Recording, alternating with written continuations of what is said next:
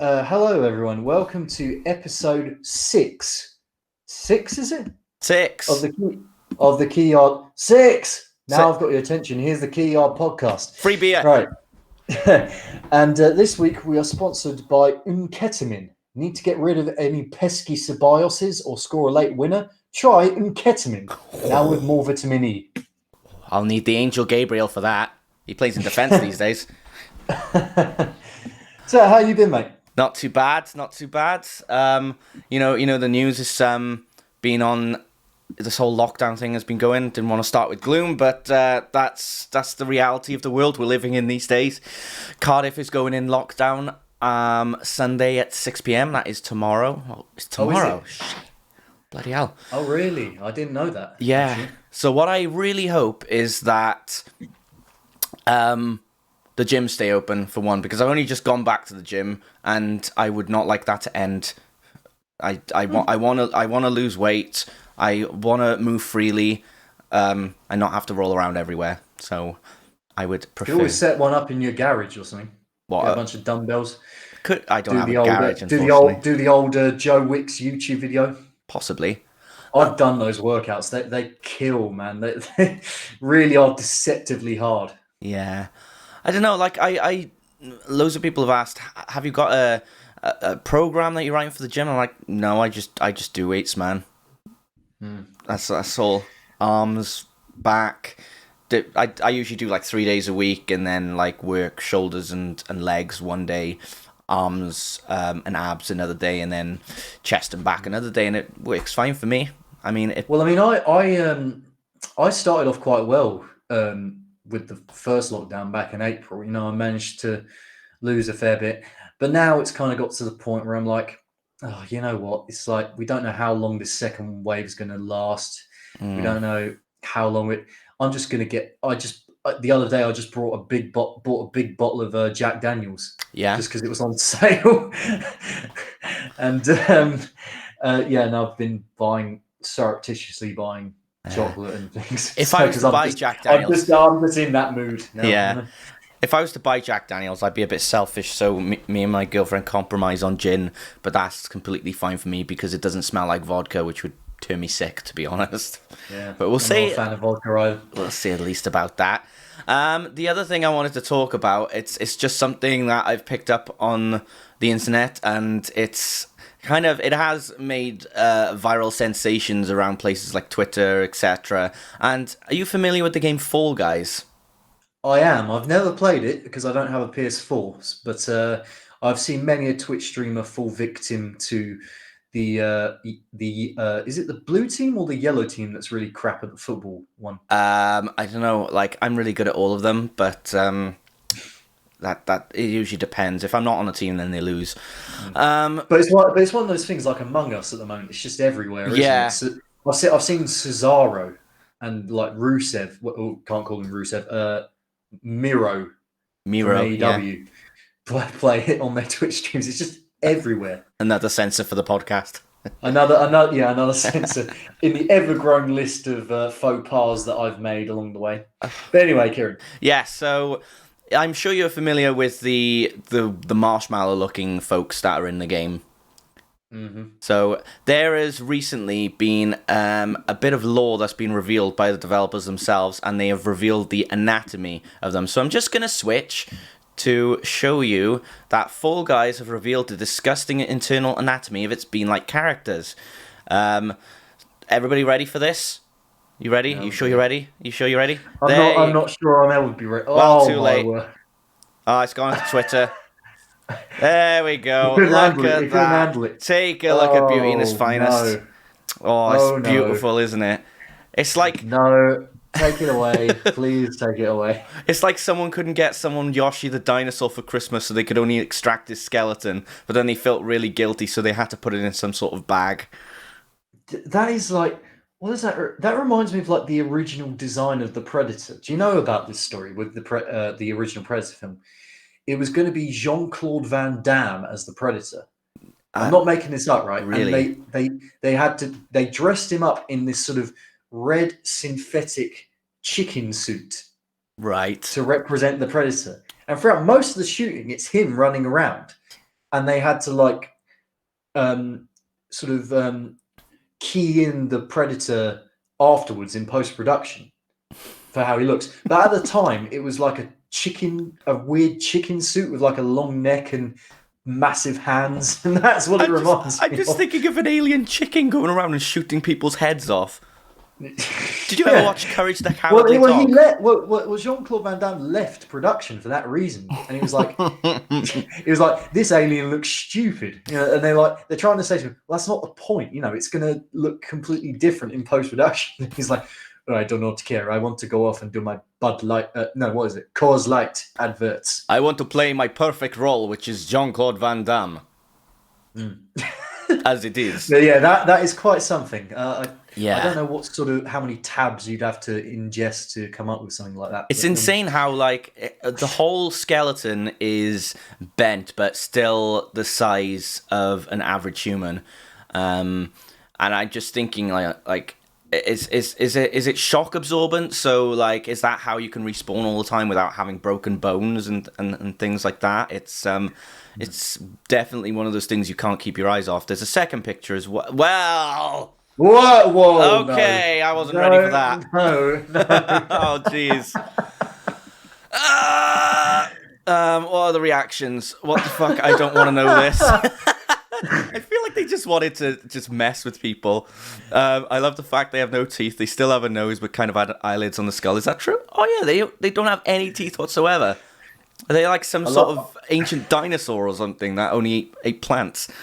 I love the top comment. It's a whisker away from, oh, I can't believe you've done this. Oh, fuck. I can't believe you've done this. This is probably how they're getting people back into the game if people have gone, oh, I'm going to go play Among Us now. Well, sorry, got news for you, but this is what you're dealing with in Fall Guys.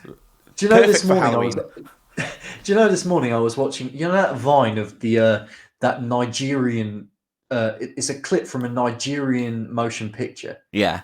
And there's a girl running away, and a guy gets out of his car and goes, "Why are you running?" Wait, are you running? That could apply to this picture. Yeah. So actually, I notice it's cropped out a little bit. So yeah, what the fuck? I didn't want to know this. So it's the same Fall Guys used to be absolute humans. This is killing me. Where was the one that said PS4 delete? Oh no, this is my timeline. My bad. Try this again. Yeah, don't look at your timeline. We as we know from the past, we know what happens on your timeline. Yeah, I've still got stuff that I haven't. Tweets. I've still got stuff I haven't deleted yet. There'll need to be a part 2 of that at some point. Yeah. Delete. You know this. what we could do a future segment with all the tweets that I mean, most of my time on Twitter I just retweet stuff, but some of the tweets I've done in the past. Yeah. I'm sure there's some regrets there. Anyway, I love that. That is my favorite. Because I'm a massive JoJo fan. I don't get it, but whatever. That still makes me laugh. If you watch JoJo, yeah, it's like one of those. You have to have a very high IQ to understand Rick and Morty. Blah blah blah. No, I won't go. Oh, is this one of those Crunchyroll shows? Yes, it's on Netflix as well. But that's probably bad news to you. No, I see. I haven't got into Crunchyroll or any anime or any.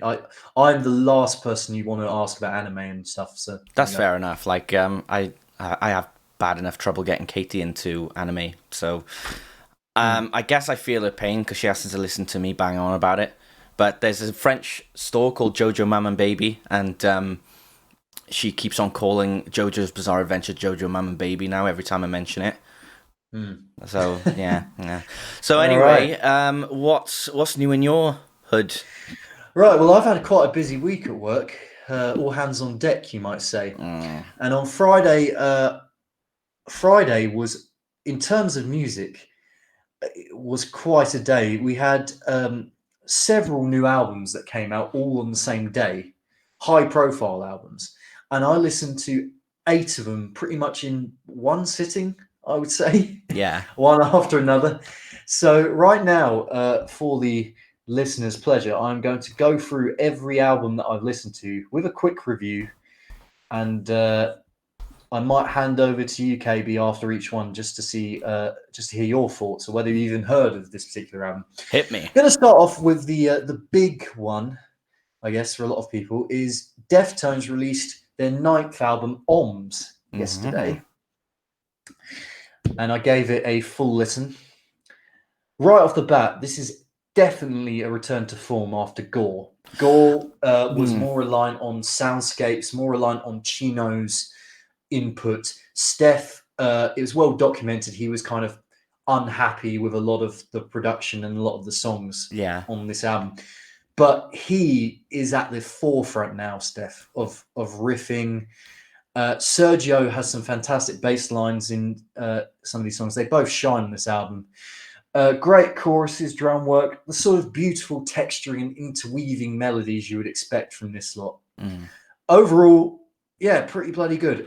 It does kind of falter in the middle slightly. There's I'm still trying to think of the names of some of these songs. I've only listened to it twice. You want me to get them up for you? Yesterday. So The Spell of Mathematics, I believe it's called, which is kind of a bit left me slightly cold. And Pompeii took a while to grow on me. Grew on my second listen. You know, if you like stuff from like Sex Tape from Diamond Eyes or Rosemary, a lot of their more ethereal, softer sounding work, then I recommend Pompeii from this album. But starts and ends really, really strongly. My track picks, the opening track, Genesis, which was the song obviously I showed to you for the first time. Absolutely brilliant. Ceremony, another great hooky chorus, riffage. The Link is Dead, which I think includes one of the best breakdowns Deftones have ever done. Radiant City, also great. Title track, Ohms, all bangers. Hail Deftones. That's all I can say. Your thoughts on Ohms, the album? Have you listened to it? Yeah, I've listened. I haven't listened to it a lot, but in terms of what I've listened to, like I already loved the first two songs that came off the album, and you know, I've been getting. I don't want to call it shoegaze, but you know, that sort of atmospheric. Well, sound. no. I mean, they definitely incorporate that sort of thing into their work. Okay. Yeah, but I know I was trying to. You weren't that big on Deftones before I showed you. No, but you know, as I've listened to more of this stuff, I listened to a lot of this album, and you know, I was getting a lot into it, and then, hello and behold, I decided to backtrack through my Spotify and just say, okay, I'm gonna download their songs and I'm gonna get into them because I'm an adult now. I gotta make adult decisions. I can see what you mean with Gore. That looks like it was like the part where they kind of fell off a little bit, but as a return to form, definitely. Well, Chino and Steph have always kind of had internal tensions during the recording processes. You know, particularly on Saturday Night Wrist, where the band almost imploded. I mean, it's a great album, but it was a similar situation to Gore, where ideas were flying about left, right, and center. Nothing felt cohesive between the band. I mean, I love the album, but you know, nothing felt cohesive between the band members. This was just when Chino was coming off drugs. So he had a massive weight gain. Steph didn't want to have anything to do with him at that point. You know, it was part of the dark days, as they call it, of Deftones' career. And Gore, I mean, even though there were some great moments on Gore, you definitely felt the album was slightly disjointed, and there were songs that didn't quite feel that they fit. That's kind of what I got as well. The pieces fit, to quote Schism. Yeah, I know what you mean. But this one's definitely absolutely a return to form, up there with my albums of the year. Absolutely brilliant. Okay, next effort, Svalbard and their album If I Die, Will It Get Better? Now, this is a post-metal / hardcore quintet from Bristol, England. Absolutely stunningly beautiful guitar melodies and textures, which contrast with angry and abrasive delivery in a real kind of hardcore punk, mathcore-y kind of, you know, those kind of high growls as opposed to low growls. Yeah. This band, from the second I heard their first single, Open Wound, which was played on Mosh Talks by Bees, I'm forever grateful for that. Just absolutely blew me away. Just to interject, I did resub to Bees, by the way. I was good stuff. Yeah. Good stuff. I'm tier 2 now, so I'm gonna invoice him the money. So fair dues. Just beautiful textures on Open Wounds, and it's just it's just a recurring thing throughout this album. Just massive textures, beautiful guitar hooks. Not many vocal hooks. I think they let the guitar and the atmosphere do most of the work. There are points of clean singing, and in particular, Liam Phelan's clean singing, who is the guitar player, stroke backing vocalist, I would say. It kind of ranges from and shout out to John of the Dead from my Discord who pointed this out. Thomas Lindbergh from At the Gates style screaming, but then going into kind of almost a Troy Sanders-esque delivery, that kind of deep bellowy, that kind of deep bellowy sort of singing style. But it really lends itself to these songs. However, overarchingly, it's Serena Cherry, lead vocalist, guitar player. It's her album, I would say. Quite a challenging listen lyrically. There's a lot of very sensitive topics which are covered. It's kind of ranging from their views on female objectification in songs like What Is She Wearing, covering sexual assault, mental illness. It's not an easy listen by any stretch, but if you can get past that and you can embrace the message they're trying to put forward, it's it's very direct, in your face sort of message on these songs. There's no half measured metaphors or anything in there. Yeah. But it feels kind of all the more sadly profound given to what happened to their previous label, Holy Raw. But we're not going to get into that. They're now on a new label, Church Road, founded by Sammy Irwin, from Employed to Serve. And they're go and buy the album, support them, because they definitely, they need it after the fallout they had from Holy Raw.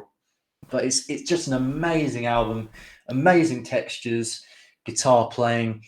Listen to Someone, Open Wound, Silent Restraint, and Pearlescent are my picks. Svalbard, any thoughts?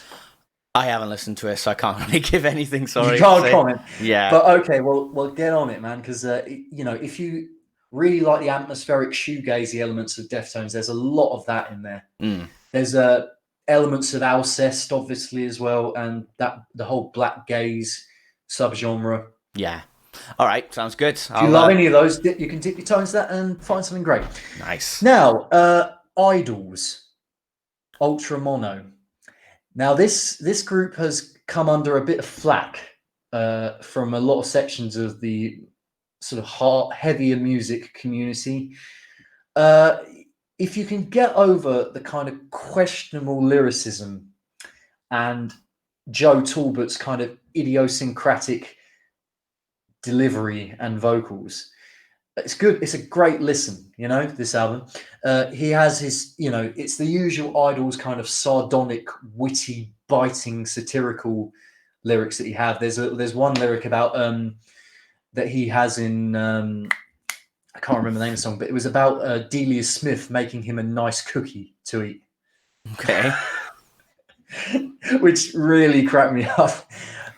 Make me a cookie and the kitchen goes douche.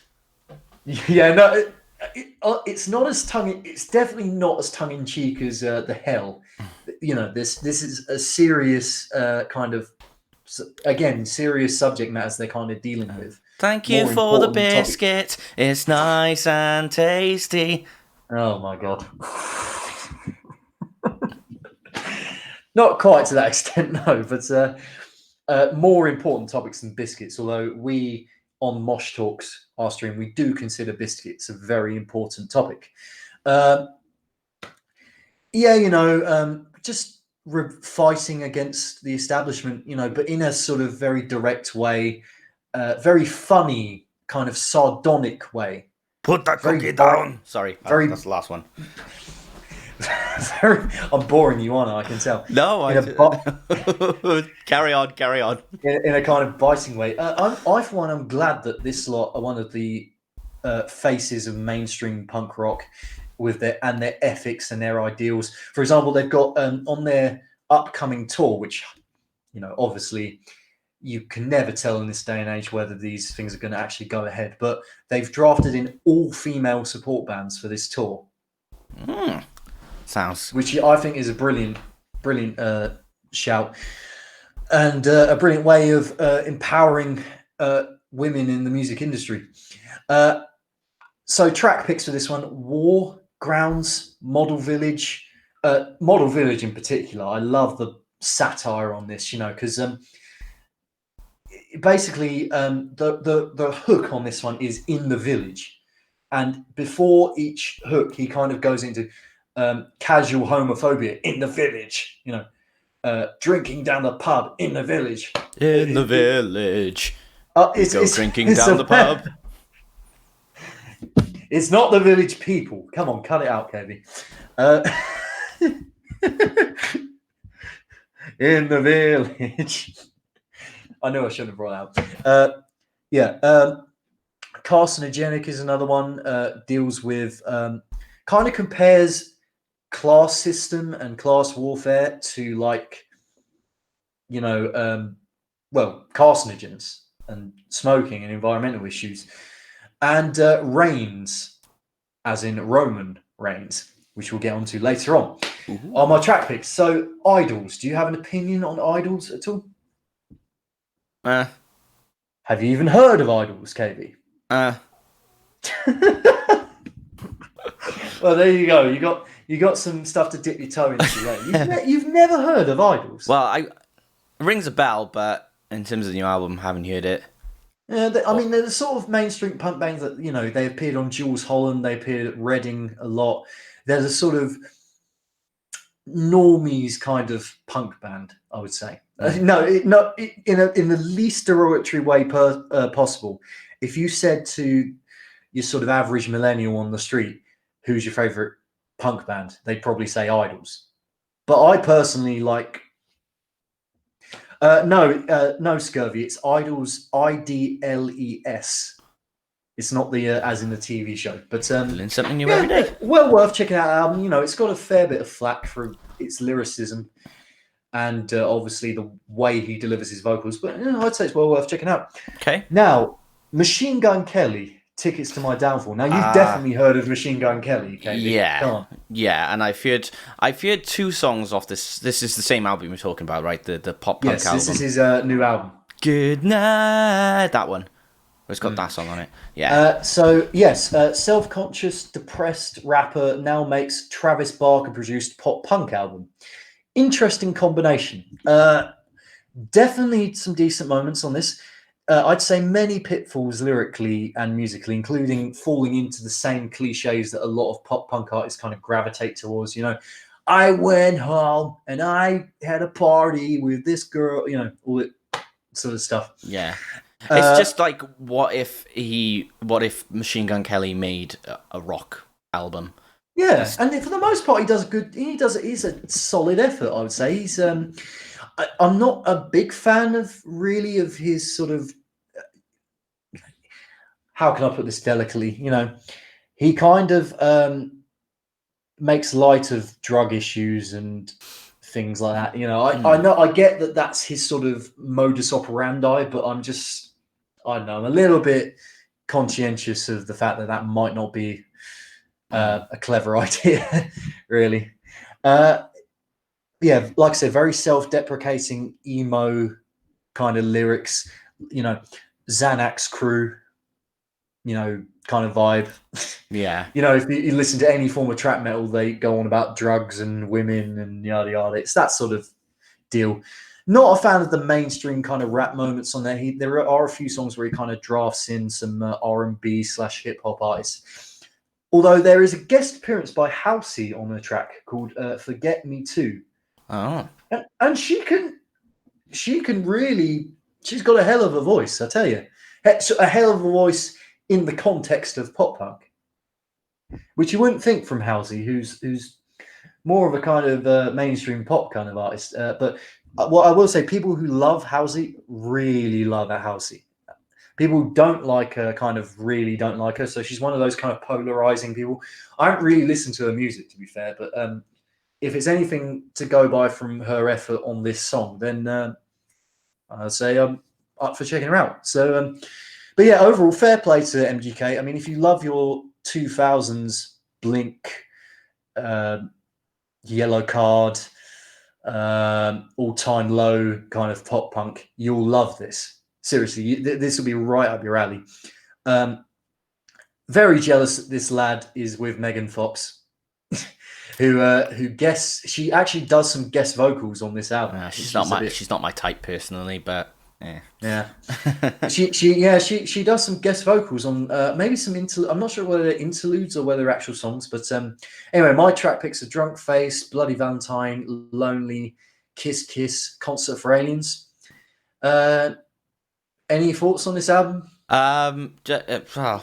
Saying pretty much exactly what you said. It's one of those standard pop punk albums.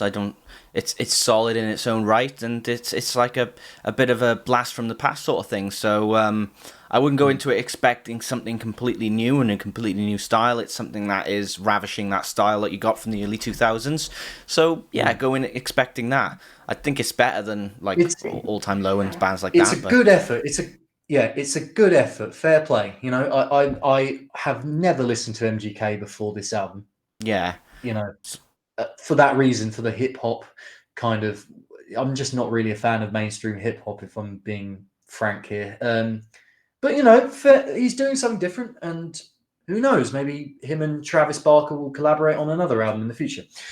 So, next album. As you can see, this is now 4 albums. And I've still got 4 more to go, but we'll breeze through these. Alpha Wolf, Quiet Place to Die. Okay, yeah. Just straight up, no frills, abrasive, hard-edged, new metalcore. Bleed for You, one of the few tunes that features Cleve singing, but it's definitely a highlight for me. Like I said, Australian, they're part of that. I mean, I guess new metalcore is the correct term. It's not specifically new metal, but yeah, there's this brand of metalcore which is very kind of dirty and just gritty and kind of like sort of puts industrial themes into it as well. Yeah, yes, absolutely, industrial elements and very, very down-tuned guitars. Yeah, almost djenty in places. Very kind of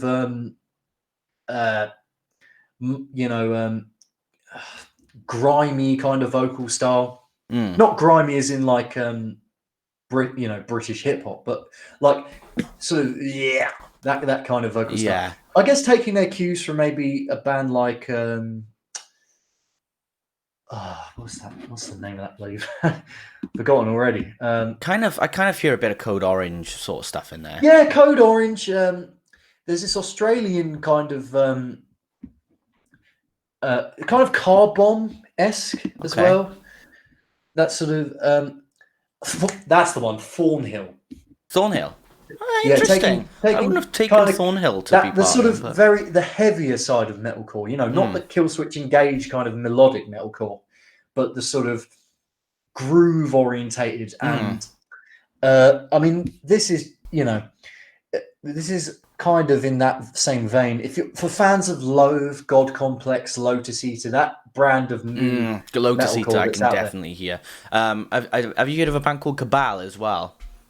Cabal? Yeah. No, I have not. No. They did do a collab with Matt Heafy. I finally got it almost right. 3 weeks in a row. Bloody hell! It's gonna be.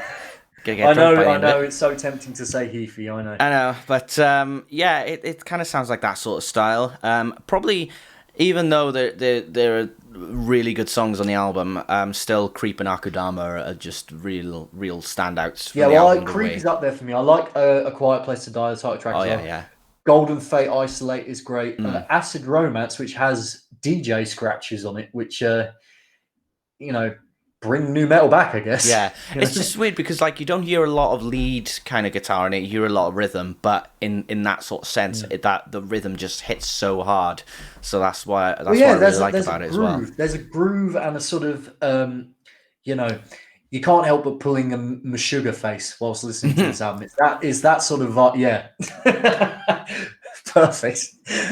You can't help but pull that face and listen to it. But yeah, absolutely solid effort. Well worth checking out. Alpha Wolf, Quiet Place to Die. Now, a band that you most certainly probably wouldn't have heard of, Four Stroke Baron. Nope. And their album, or rather split EP, I guess you'd call it, MONOQUEEN. MONOQUEEN. This album is absolutely insane, but brilliant, right?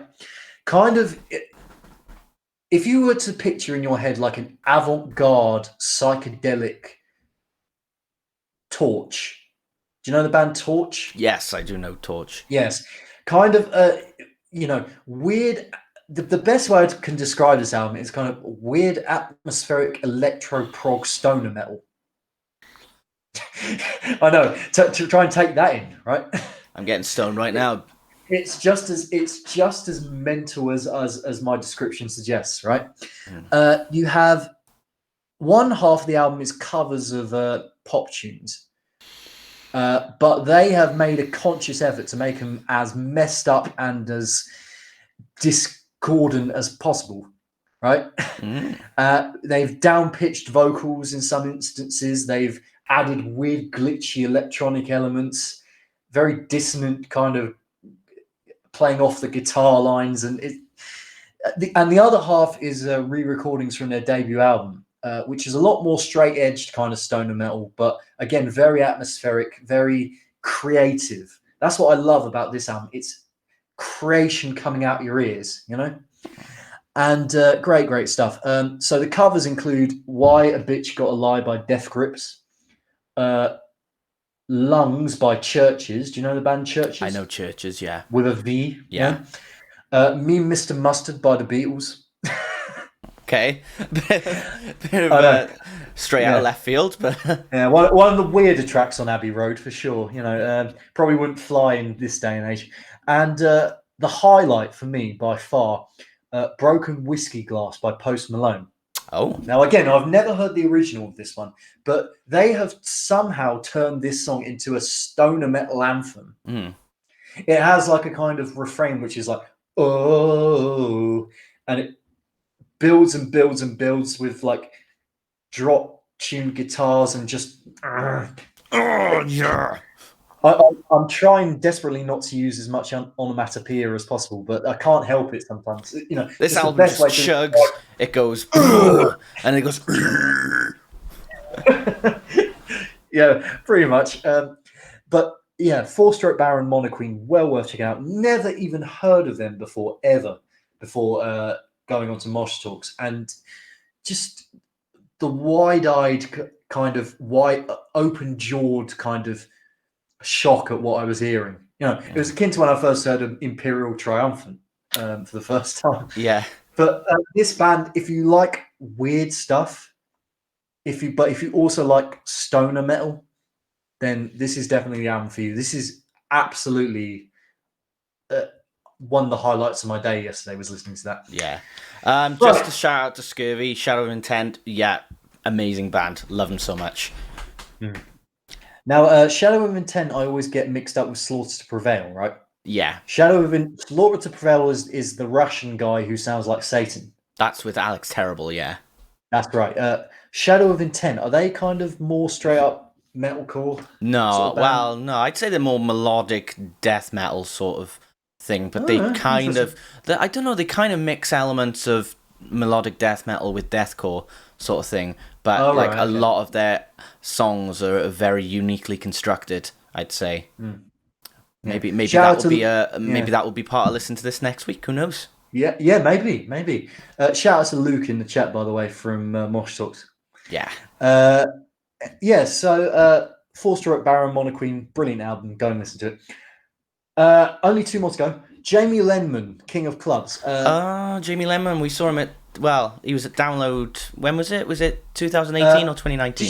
Did you see him with me at Download? I didn't. I don't think I saw him. 2018. No, I didn't see him. He was in the Avalanche. He was in the Avalanche tent, and it was the hottest day in the whole world, in the history of time. Right? That's just our luck with Download. Like sometimes we can go from like, I don't know, like the worst of the worst weather, and then it'll just be the brightest, shiniest day. But for a 2-piece band, Jamie Lenman, he can make a hell of a racket, I tell you. In the best possible way, right? I think the only bands that I've seen that are louder than Jamie Lenman were like Black Label Society, Bob Mould, who I'll get into after Jamie Lenman's album. He's extraordinarily loud live, right?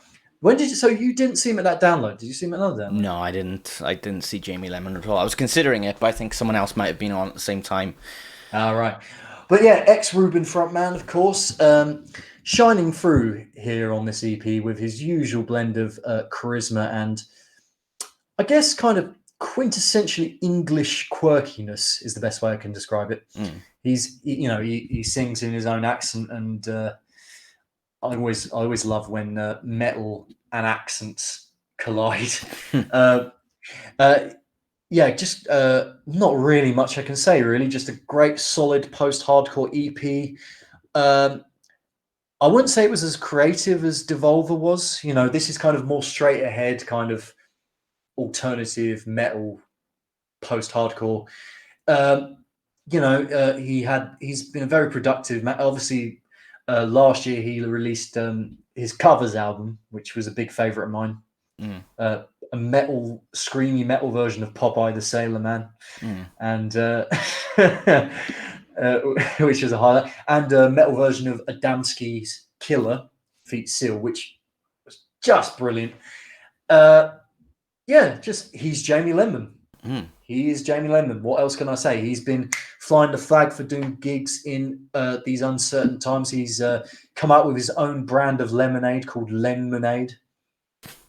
And he performed these gigs at his Lemonade Brewery, I believe. These outdoor gigs where everyone was sitting down.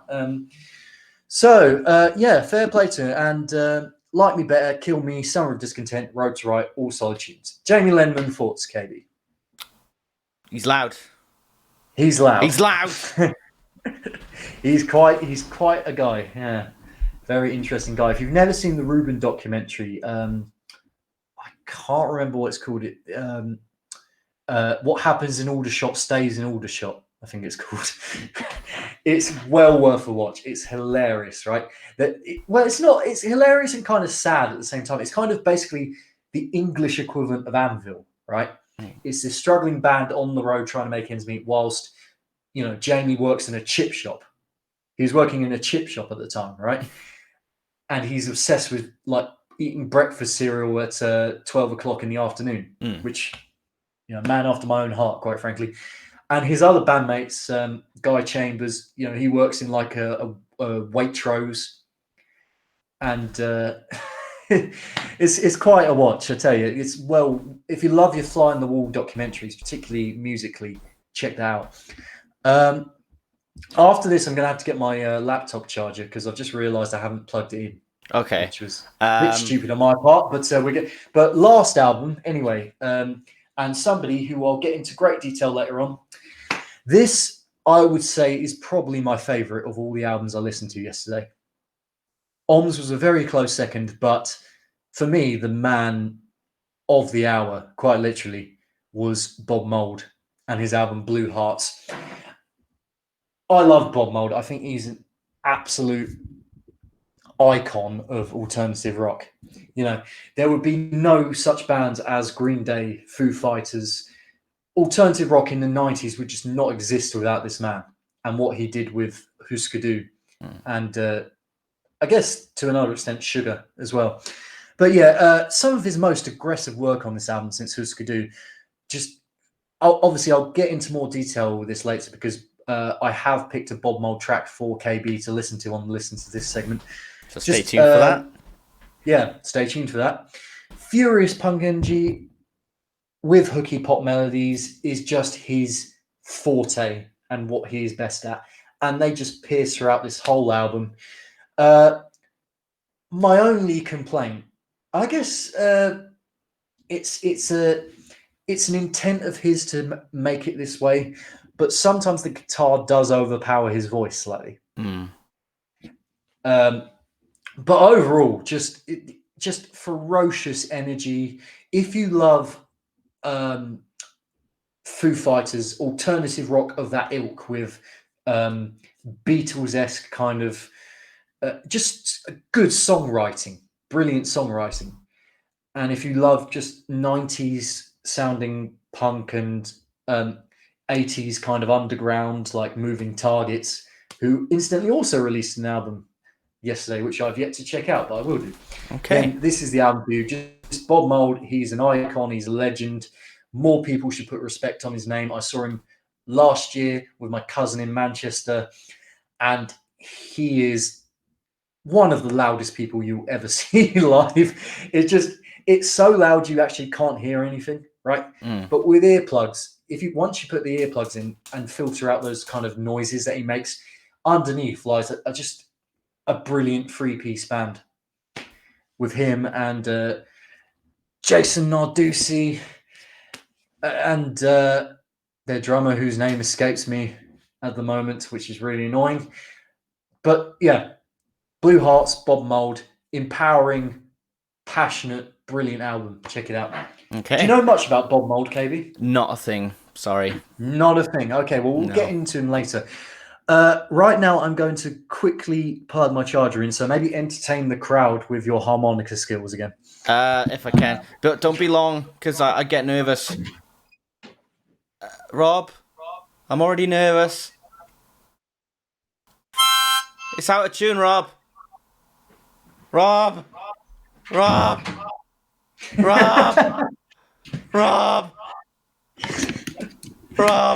I'm scared. Yes. I'm scared. Scared. Yay, Rob, you're back. We have Kieran Avenged Sevenfold from Mosh Talks in the chat. You right, pal? Yeah. Hello, you slags. He says. You slag. You slag. You slag. Sing us a song. Scurvy says. Have you sung a song? On a top, make it drop. That's some wet. That's some wet. No. We're not getting into that again. I think we shouldn't even talk about it because, our video went on Biffy Clyro has got its fair share of dislikes just from us talking about it. So but if people don't explain why they disliked it, I'm not really going to take much notice of it. Plus, dislikes cater to the algorithm, so joke's on them. Touche. Anyway, so the first little new segment we've got to cut into all the music stuff we've been going, and we've said for so long that we're going to talk about the download lineup after talking about the Slam Dunk lineup, and yes. The first of many, the second of many, sorry, is Download 2021. It's a bit zoomed out at the moment, so I'll help you with that. Okay, that didn't work. Let's try again. There we go. That worked. Okay. Nope, that still didn't work. Okay, we'll just we'll keep it as it is. It's called Ownload at the moment. So I'm not gonna show just the poster. The poster's just a bit of a promo before we get into everything else. But overall thoughts of whether or not you're gonna check out Download next year, Rob? Well, unfortunately, I can't go on the. At least I can't do the Saturday, which is really annoying because Saturday is by far and away for me the best day at Download next year if it goes ahead. Killswitch, Mastodon, Gojira, Deftones, Biffy, Bush, Wild Hearts. I mean, my boys, Puppy, Loathe, Holding Absence, Sepultura. I mean, endless options. Let's have a look as well. And endless, and just all of them are bands that are up there as my favourite bands ever. Yeah. So that would have been an embarrassment of riches for me if I could have gone. But unfortunately, I just so happened to be seeing the Killers on the same day. Oh, bloody hell. You're going to drop all that for the Killers. Shame on you. Okay. Essentially, I was going to see the Killers at the Emirates Stadium, the home of football, of course, this year. Right, this June, okay? And then they postponed it to next year, and they just so happened to pick the one day I didn't want to have it on. That is my luck, right, with gigs. I back in the times when we could go to get. Hang on, a moment for the times we could actually go to gigs. Yeah. Back in the time where we could actually go to gigs, this used to happen to me all the time.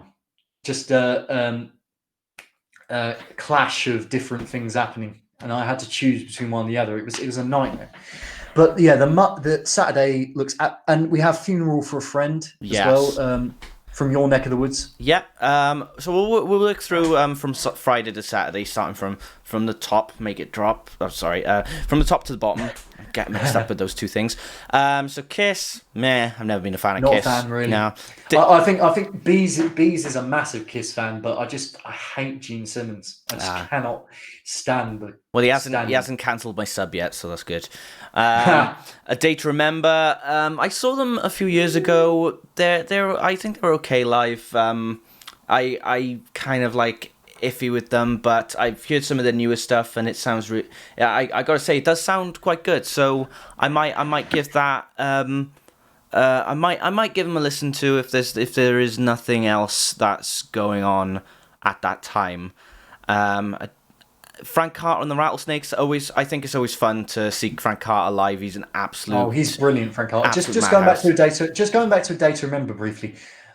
I have tried. I think I now will keep trying, but the amalgamation of pop punk and metalcore just really doesn't do it for me. Yeah, I think it's like two opposite ends of the magnet. Just going away from each other for me. I get what they're trying to do, and I get that it's clever and idiosyncratic, but it's just. I mean, I like our sub-alert on the disrespect your surroundings. It's more of the memes. That always gets a pop out of me whenever that comes up. But in general, Data and stick to Slam Dunk, mate. Frank Carter, on the other hand, I mean, he's one of those people that is just. He's like the Johnny Rotten of this generation. Yeah, that is a good analogy, actually. Just instantly charismatic and instantly wears his heart on his sleeve. Loves standing up for rights of all creed and all gender, which I love.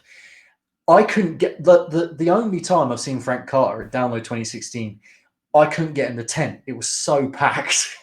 But his album Blossom, his debut album with the Rattlesnakes, Blossom, it's definitely a favourite of mine. I've never heard someone sound so vitriolic on an album ever. He must have blown out his voice with that, which probably explains why he's gone in a kind of more alternative kind of soft. I wouldn't say softer because that sounds a bit disparaging, but less vitriolic kind of direction. He's still solidly putting out albums, though. And I also like his side project, Pure Love, that he did back in the day. Not many people did, but I dug it. Yeah, because like a few years ago in Download, he was in the Avalanche tent, and now he's on the main stage. So that's it's a huge step up. But he has had quite a few big performances at festivals at the moment. I blew my voice singing Sinatra at karaoke last night. How does that even happen? Was it the Devin Townsend version of "Fly Me to the Moon"? I'm not making this up. Yeah, I'm not making this up. I believe Strapping Young Lad did a version of "Fly Me to the Moon." I could be wrong.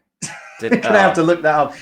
Fact check. We need a fact checker really for our podcast. But we'll get into that. And Luke says Data Remember are mediocre at two genres. Maybe Dan can fill that role. Who knows? Data Remember has its share of detractors, I guess. But fair play for getting a sub-headline slot at Download. I don't know if they've ever done that before, but for me, Slam Dunk Man. Anyway, next band. Sinatra singer in my spare time at jazz bars. Fair dues. Fair dues, Scurvy. All right. I'll take your point.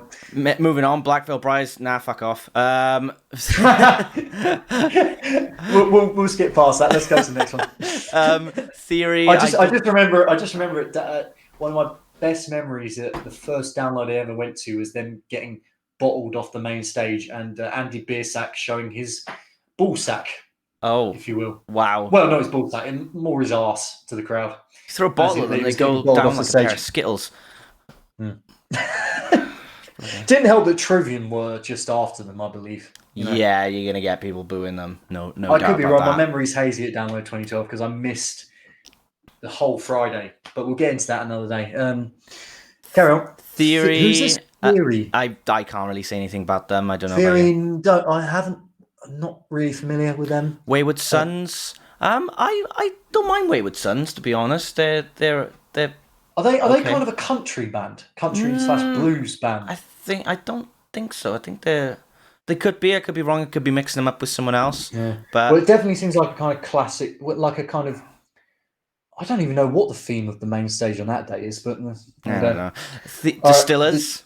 I love the Distillers. Brilliant. If I go, I'm definitely seeing them ahead of Kiss. Yeah. Brody Dale is just. She is like. Awesome. Yeah. That's how I describe her, really. I think I don't really listen to a lot of them, so I can't really say. Airborne, I think. If you like your punk, if you like your 90s kind of skate punky,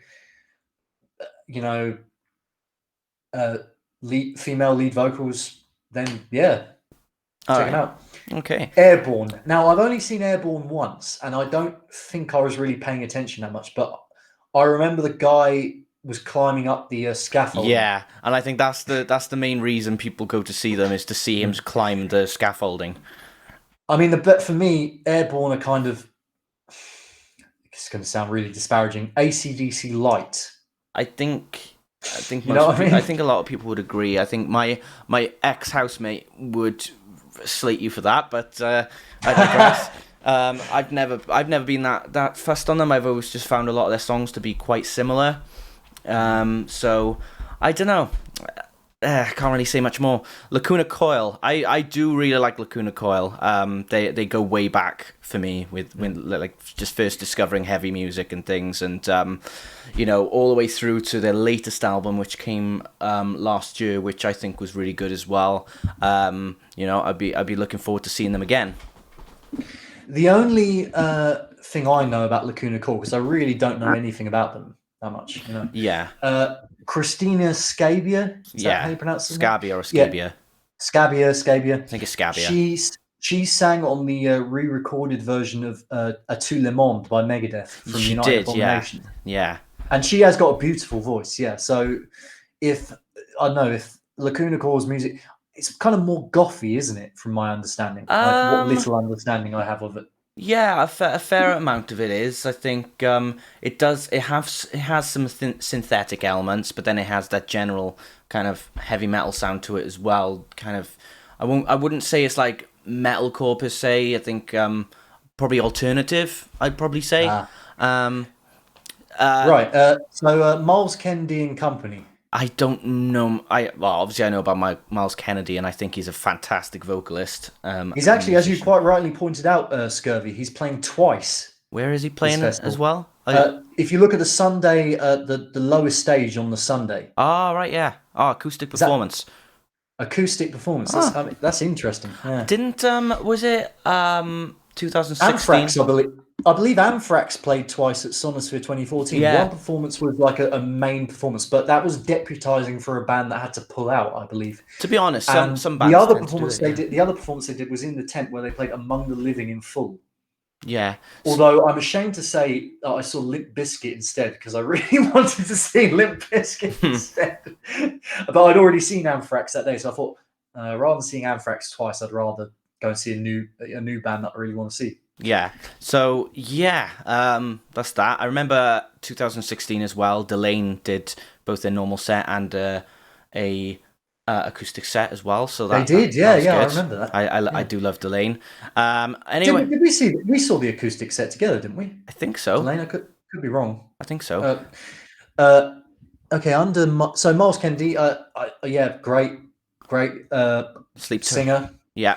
I prefer his stuff with Alter Bridge than with the Conspirators and Slash. If I'm being honest, I think the songs are way stronger with Alter Bridge. Yeah, it depends. It depends for me. There was one album he did with Slash that I really love, but overall with Alter Bridge, I think my favorite was it Apocalyptic Love? Possibly. I can't remember with the name. Bad Rain on it and Anastasia. Yes, that's the one. Yes, that's the one. Yeah, that's Apocalyptic Love. Yeah. Okay. And then in terms of Alter Bridge, my favorite album is probably still Fortress for me, or The Last Hero. Yeah, one of those two. I might not get many friends with this, but my favorite album by Alter Bridge is the first one, the debut, One Day Remains. Oh, no, that's fair enough. It has Broken Wings. It has One Day Remains, obviously. Find the Real. Metalingus, which is obviously Edge's theme from WWE. Yeah. Classic tune. There's just so many great tunes on that album. So that's my favorite. Anyway, I've never seen him live though. So it'd be interesting to see if he can cut a tune as well as he can in the studio. He can. Yes. Next, we got Sleep Token. Now, Sleep Token, in terms of atmosphere and just feeling those vibes live, I think Sleep Token. I've never seen them before, but this will probably be one I will want to experience. I love what Sleep Token do, and it'd be interesting to see them. They will definitely be an interesting band for me to see. Can I just say we've probably, I don't think either of us have heard of Hatari, by the way, underneath Miles Kennedy. So sorry, Hatari. Don't know who you are. Sleep Token, on the other hand, I've heard very, very, very good things, especially live. Right, I obviously know their musical output on in the studio or whatever. No one knows the members of Sleep Token. No. But I have a few mates of mine who've seen them live. One guy I know saw him in like I think it was like a mini sort of cathedral or like a church or something where they were playing, and he said it was one of the best live gigs he's ever seen. Yeah, I just think there'll be that sort of band that are really. Just I feel like they could be huge. You know, I feel like their blending of kind of pop sensibilities, but kind of technical sounding genty guitar work. That is similar to what Ghost did with pop and like traditional heavy metal. Yeah, definitely. It's a recipe for climbing up the echelon of festival bills, I would say. So I wouldn't be surprised if they're headlining a stage pretty soon. Tiny moving. So yeah. Move swiftly on. Yeah, Sleep Token, good band. Yeah, Tiny Moving Parts. I imagine Katie will want to see them. I haven't listened to them that much, so I can't really say anything about them. Unfortunately, Tiny Moving Parts are a bit of a collar tugger, if you know what I mean. No, I don't. Sorry, I'm not familiar with that phrase. Kind of a few slippery allegations and stuff. Oh, were they? Okay. But from what I've heard of them, yeah, they're all right. They're just a bit emo for me, Okay, so we got Hot Milk. I've listened to a bit of Hot Milk stuff.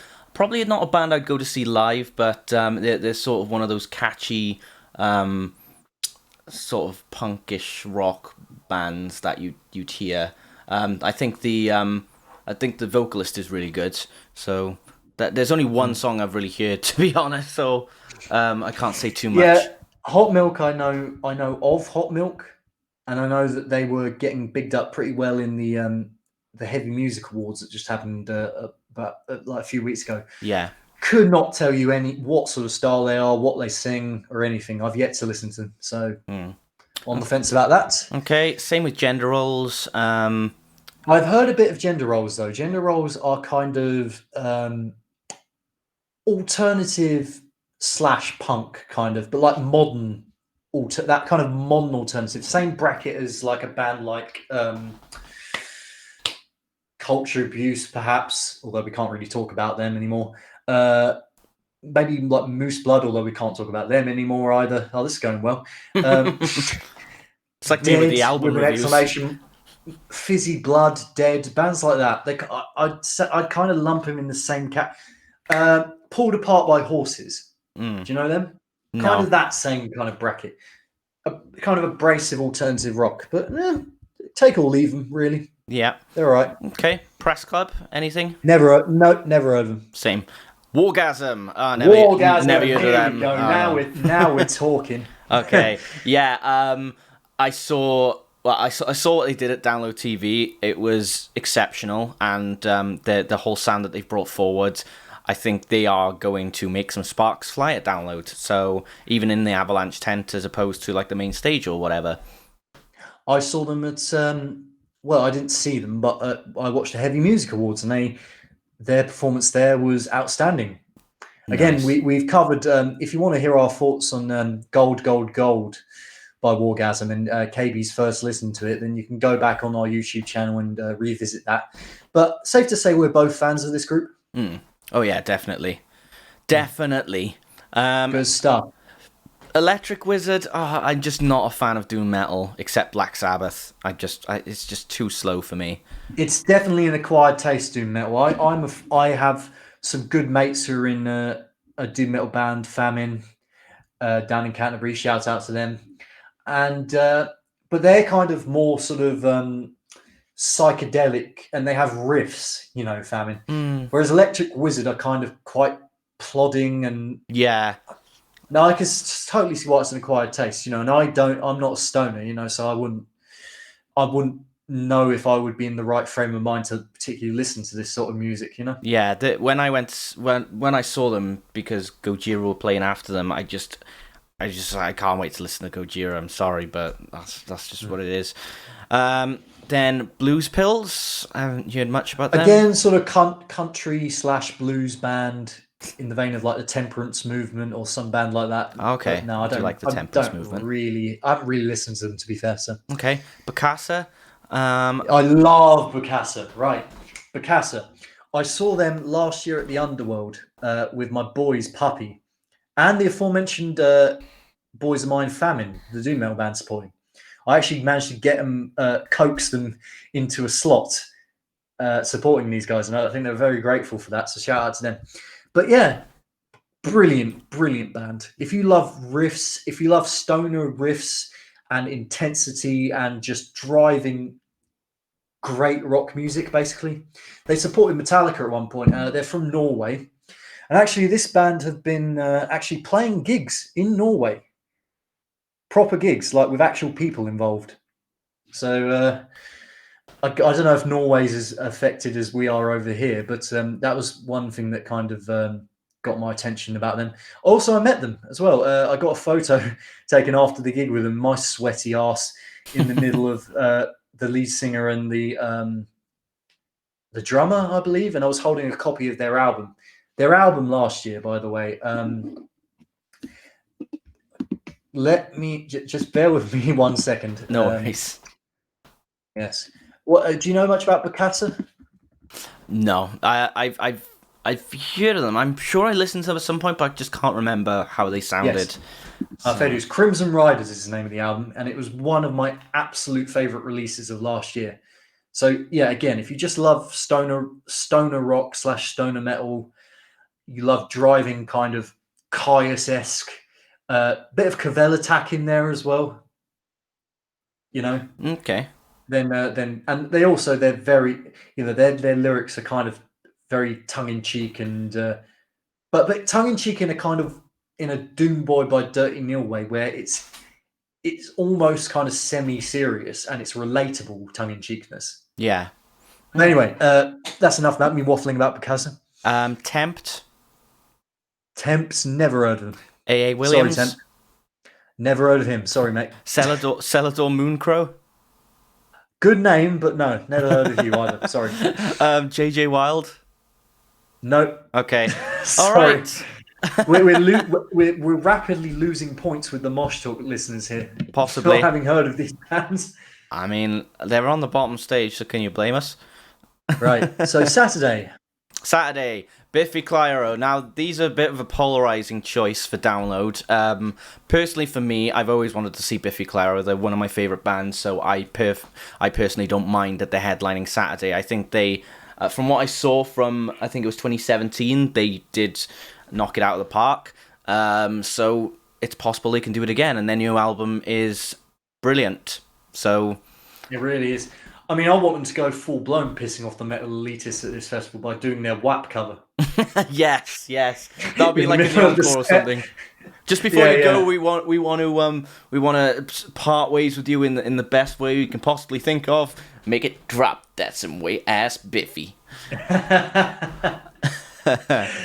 Boo! Get off the stage. No, I love Biffy Clyro. I'm just going to say it out there. I love them. Yeah. I've seen them twice. First time was supporting Foo Fighters at my very first outdoor gig, like big outdoor gig back in 2011. Apart from Simon Neil's suspiciously green trousers. His chinos. Yeah, his chinos. Yeah, I just thought they were great, and I've been a fan since then, really. In terms of actually listening to their albums, I'm kind of up and down, with them. But live, I think they're fantastic. I also saw them supporting Metallica at Download 2012. In fact, they were a sub-headliner under Metallica, so they were always going to make that next step up. So I don't understand why so many people are complaining. Yeah. But it is what it is, I suppose. But speaking of... I mean, their music it has a pop element to it, but, Ghost has a pop element to it. Yeah. And people don't think Kiss has a pop element to it. You could argue, bands like Mastodon have pop elements to them. So I just don't get the whole argument about they're not metal enough or they're not hard rock enough or whatever, or they're too mainstream. It's like Kiss are the absolute embodiment of mainstream rock, and no one's complaining about them. Yeah, I like I said, I'm not big on Kiss anyway. But anyway, speaking of chinos, we got Deftones playing before them. Great segue. Love it. Love it. Well, I mean, what else can I say about Deftones? One of my favourite bands of all time. Yeah. Ever. And they're growing on me. They've never ever. I'm glad they're growing on you. I feel it's like what you've wanted for so long. I feel like my my work is almost done with that. I'm always fascinated. I'm always very grateful that I get to turn people on to new bands, but once in a while, you know. Yeah. But yeah, Deftones, absolute all-time favorite of mine. Seen them now. First time was at Sonisphere 2014. Then I saw them at Download 2016, which was one of the wettest days I've ever.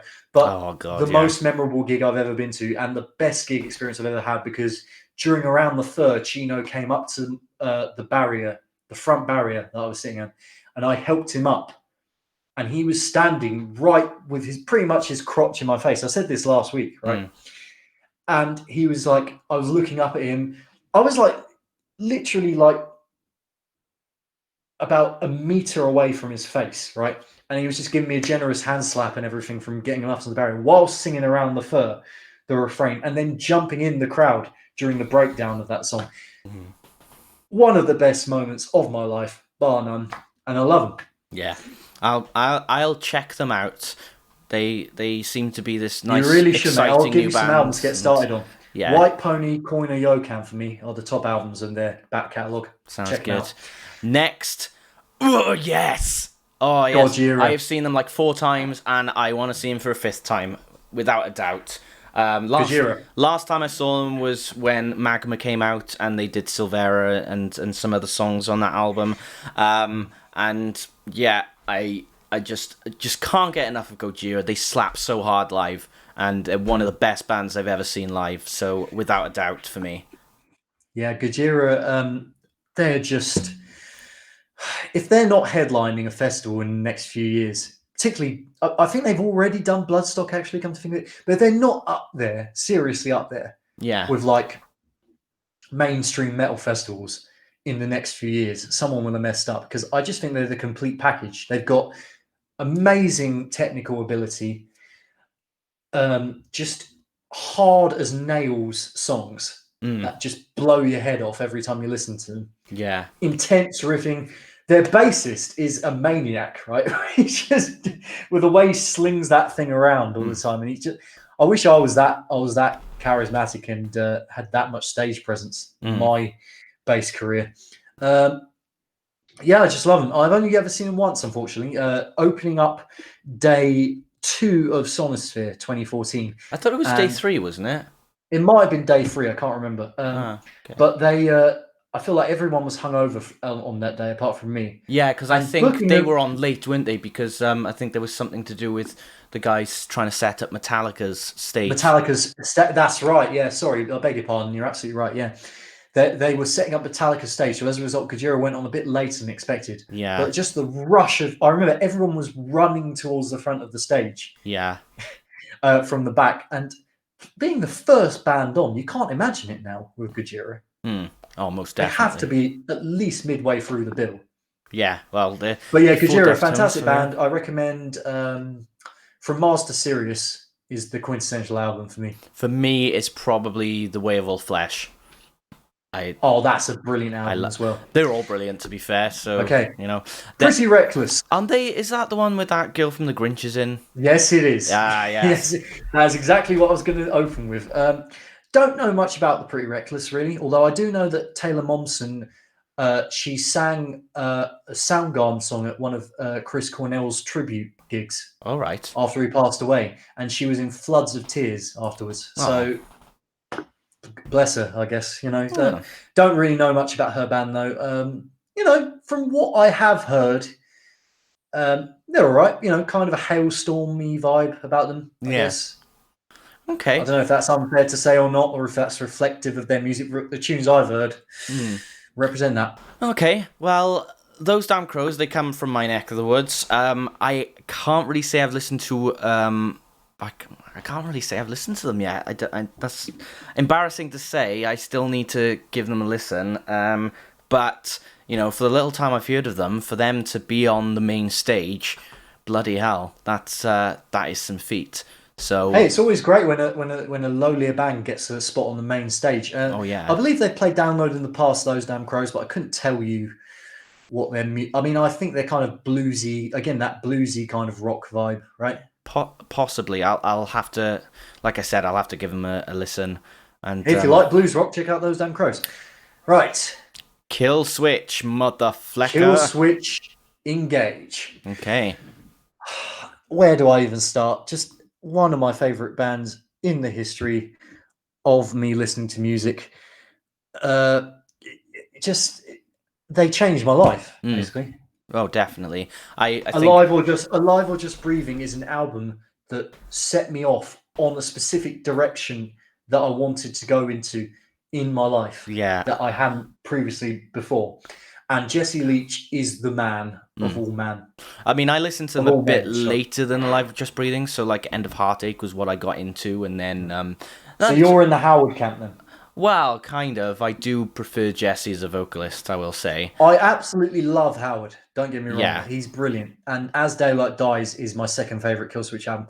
But Jesse just has a passion and a delivery, and he wears his heart on his sleeve so much. Oh, yeah, and you can hear it in the lyrics as well.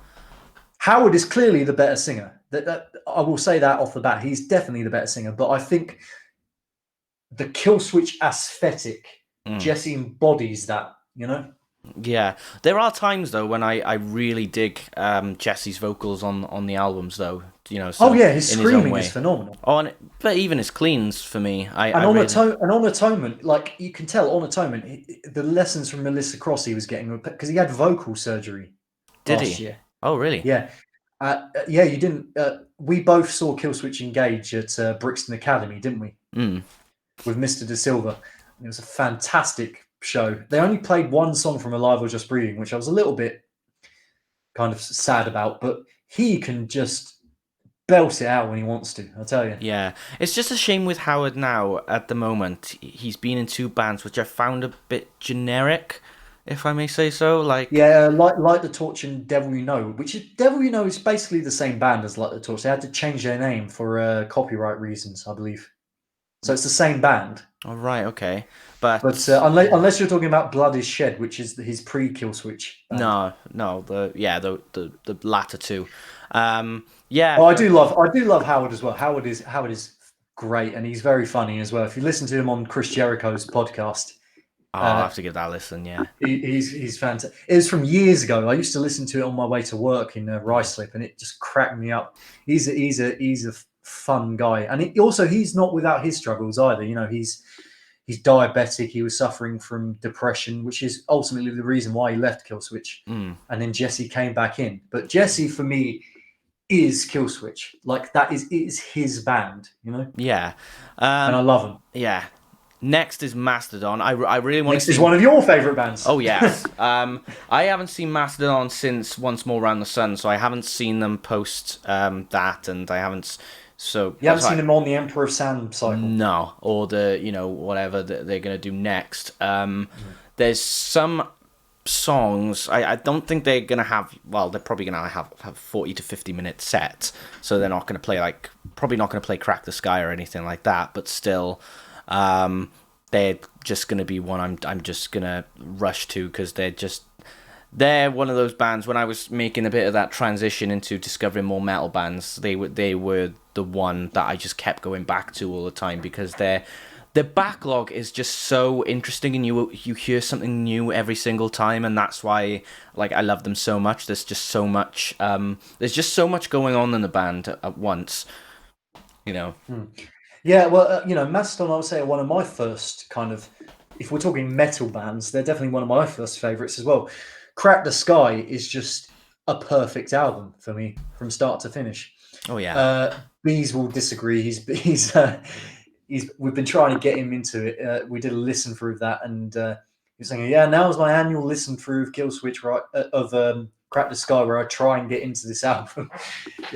But I just think it's perfect. I really liked Emperor of Sand as well. I think it's one of those albums that kind of surreptitiously was good, and I didn't even really know it myself. Mm. You know, so I went through like what I mean is I went through rating all of Mastodon's albums like out of 5 stars on my iTunes, and Yeah. that got a lot of 5-star tracks. You know, Show Yourself and Roots Remain is my Roots favorite. Remain. Brilliant album. Yeah. Yeah. I just think consistently their output has been brilliant. Yeah. In a live setting, questionable over the years. Is Used that fair to say? in the olden days, yes. In the newer days, I think they are a lot more solid, if I may say so. Particularly Brent. His vocals live are just, I don't know. When he sings, he's all right, but then when he screams, He can sound like a strangled cat at times. To be frank, I mean, he have like he had some laryngitis or something during that 2007 stage, didn't he? Yeah, something like that. This was that download to 2007. If you look up the footage, he does. The footage of March of the Fire Ants is just hilarious. But I just think, just super talented group. You know, if only their vocals were consistent live, right? And I say this as a huge fan of Mastodon. Yeah, they will be right up there. Yeah, yeah, without a doubt. Daughtry, I mean, they've gone for a while, but I've never really listened to them that much. What about you? No, I've never really listened to. They're one of those kind of mid 2000s butt rock bands, along with Buck Cherry.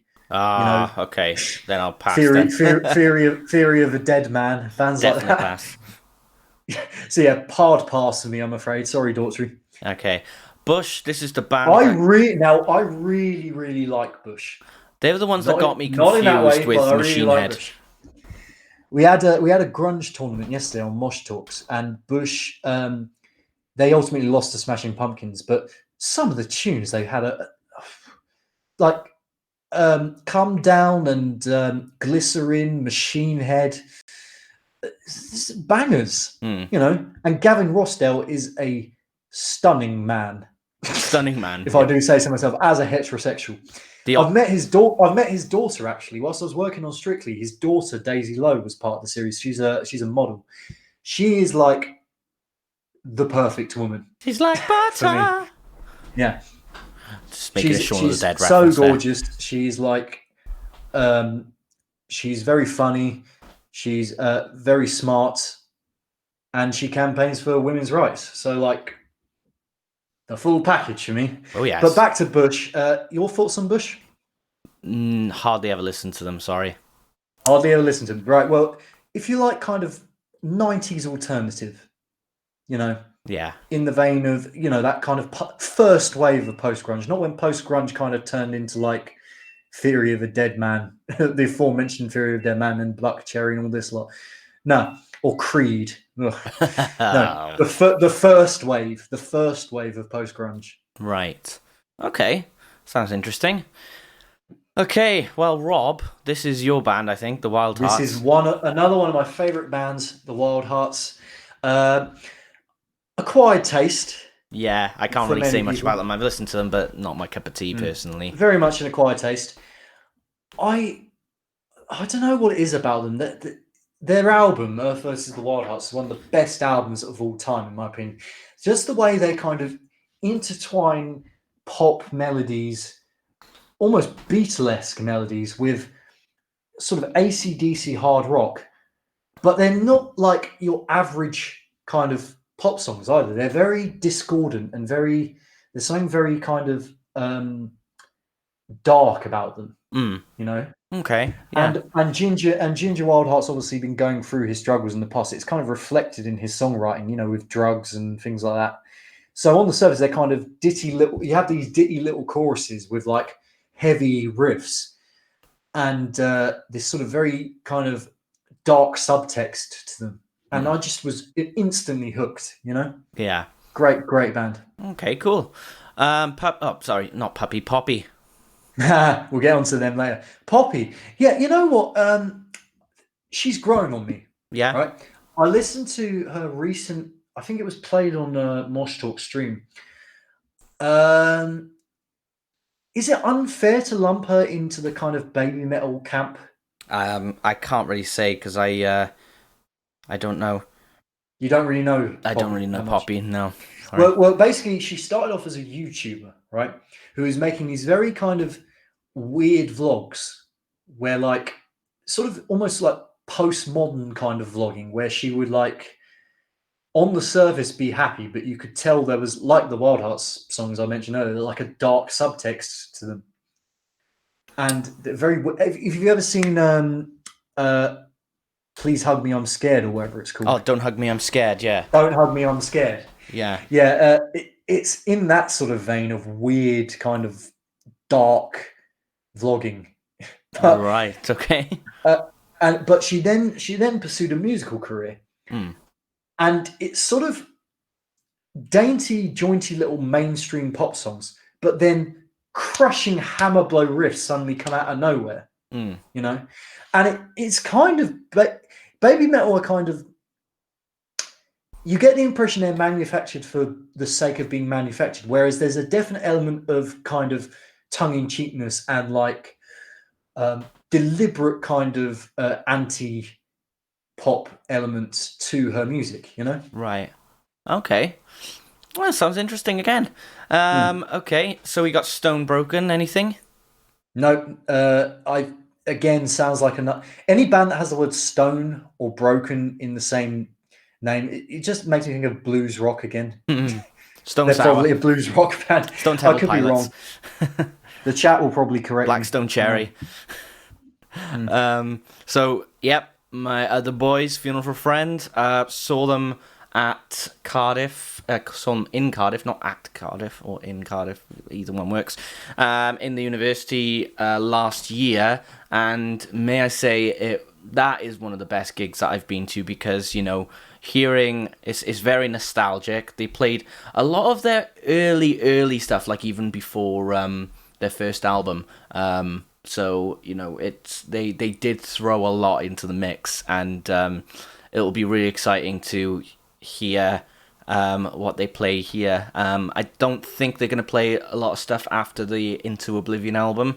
They're probably going to play more of their older stuff, but yeah, it's going to be an interesting one to check out. Yeah, I don't know anything about Funeral for a Friend. I've got to be honest. Other than that, they're from Wales. I definitely like, and they are post-hardcore. Other than that, I know absolutely nothing about but them. they're one of those really good post-hardcore bands, if not like probably my favorite, because they've got the riffing as well as everything else. So, you know, and the first album I thought had great production on it as well, which you wouldn't expect for like 2003's post-hardcore. Really, it was very kind of thin sounding. But anyway, we got Creeper. Now, unlike you, Rob, Creeper have actually grown on me, I'll admit. So you know what, they to an extent they have with me as well, particularly their singles, right? I'm still not a fan of the Steinman-esque kind of vibes that they give off with, you know, they sound like Meatloaf meets AFI, and it just too over melodramatic for me at points, you know? okay, yeah. But they have definitely, you know, Will seems like a nice guy, you know, and everything. And Bees' passion for them is so infectious. It a little bit has kind of rubbed off on me as well. So, but yeah, you know, just fair play to them. Top 5. If only the same happened with Crack the Sky. Yeah, top 5. Yeah, if only. Yeah, top 5 album in the UK, which is in this day and age kind of unheard of, really, for a band that's in this kind of vein, you know? Yeah, and yet they're only in the Avalanche stage, so don't know. They're going to be huge. They are absolutely going to be huge. Their fans are rabid for them. Yeah, I'm not even joking. Like, I still remember the last Creeper gig, like what in quotation marks, obviously, because they're back now. The last Creeper gig, which took place at the Coco in November of 2018, and there were actual tears, like when they announced they're splitting up. And I'm just standing there, having seen Puppy, going, "Oh well, Puppy were good though, weren't they?" Yeah. Anyway, yeah, growing on me, Creepers, still not fully there yet, but I can appreciate their music. Okay. The Fame, I can't say anything about them, but Pop punk band. okay. Let's move on. All right. Employed to Serve. I don't know, a bit. They're heavy, but they're a bit droney as well. So I don't know, and not my Are cup you a of tea. fan? Would you say? No, not really. No, see, I'm not really a fan either. That people really like Employed to Serve, right?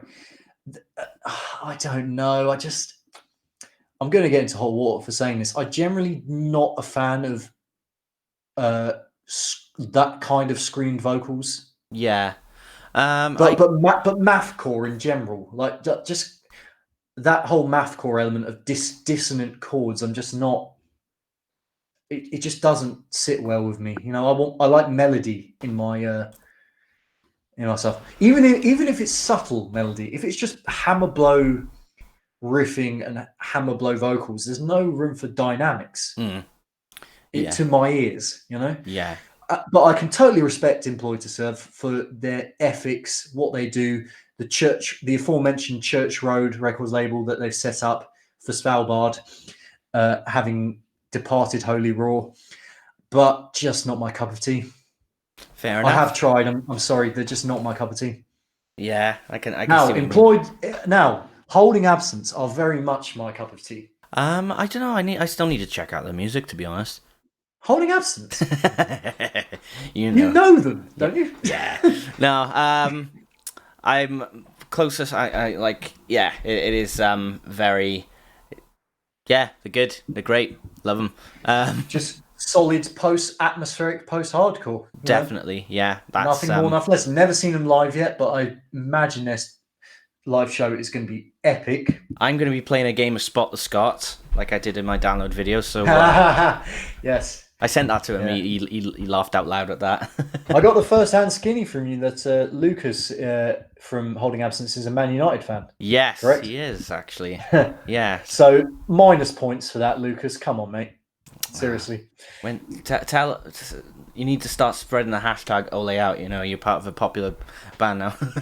Yeah, I don't know if it's Ole though, but yeah, Holding Absence. Now, interestingly, right next to them, they're contemporaries. I would say they did a split EP together, and this band is responsible for my album of the year so far, and I doubt that's going to change. Loathe. Loathe, like if Holding Absence kept that atmospheric element and just made it even heavier, then you'd create Loathe. I listened to Car Bomb for the first time a few weeks ago. Yeah, definitely taking a lot of cues from Car Bomb, from Deftones as well. Bit of, they're part of that new metalcore wave that I mentioned earlier. Heavy industrial elements and riffing and sick, gnarly vocals, but beautiful texturing. Like unbelievably beautiful texturing in their sound. Oh, absolutely. When they can, and just some of the songs are just. I get goosebumps listening to them. Yeah. Their album, I let in and it took everything. Masterpiece. I love the name. And I don't throw that word around lightly, right? I don't throw that word around lightly, but it is a masterpiece. Oh yeah, without doubt. And it is, and I hope it's their kind of breakthrough to success once we get gigs going again. Well, let's see where it ends up on my top 10 in at the end of the year. Because I always do that. Well, I just remember seeing Loathe. I remember seeing Loathe in Bedford Esquires, which I think was like 200 cap venue, if that. Yeah. It was such a small venue. It wasn't even their. Oh, hang on. Where's Kieran going? Yeah. Hang on, we lost you there for a second. Oh no, I was opening my window because it's boiling in here. I was hoping that you'd continue talking. That is. You need to get some of that unketamine down you, mate. Now with vitamin E. Does it come in the shape of a fan? Today. No, it's not in the shape of a dog's penis like your vape was last week. Oh. But anyway, Loathe. Saw Loathe, 200 cap venue, if that. Not even the main stage of Bedford Esquires. It's my local music venue. They absolutely crushed it. There wasn't even that many people there. I just felt privileged to be in that room with them before they've now exploded. And I'm glad that they've exploded. This band deserve to be huge, right? Oh yeah, and I hope absolutely. They will. Speaking of bands that deserve to be huge, my boys, Puppy. Your boys. Well, the floor is yours, Rob. Yeah, floor is mine. Yeah, this band. I don't think there has been a band that I've been more invested in or excited about in the last 5 years, I would say, than Puppy. First saw them at Download 2016. Instantly hooked from then on. Got to know them quite well over the years. Been to multiple gigs of theirs. They're the band that I've seen the most amount of times. I think like 8 times, 9 times. I've done their Wikipedia page for them. I've done all their guitar tabs that you'll find on the internet. I've done for them. You know, constantly going. I want this band to do well in every sense. I just love them. They're great guys. Their music is brilliant. If you love 90s alternative mixed with kind of Sabbath / Iron Maiden riffing, hints of Weezer and Ghost in there, it's just... Jock is an amazing guitar player. Billy is an amazing drummer and a big gooner as well, so that's bonus points. Boo. Yeah, I know. And they're all lovely lads, and I just wish them all the success in the world. Just brilliant. Thoughts on Puffy, Kieran? No, I think I've listened to a bit of their stuff, and I can't really say like it's my like, oh my god, wow, but you know, I for what my music taste is, you know, they're of course decent to me. That's fair enough. That's fair enough. Yeah. Anything on Blackout Problems at all? I've heard of the Blackout, but I haven't heard of Blackout Problems. Nah. Might be a different band. No, Okay. not heard of them. Okay, Sepultura.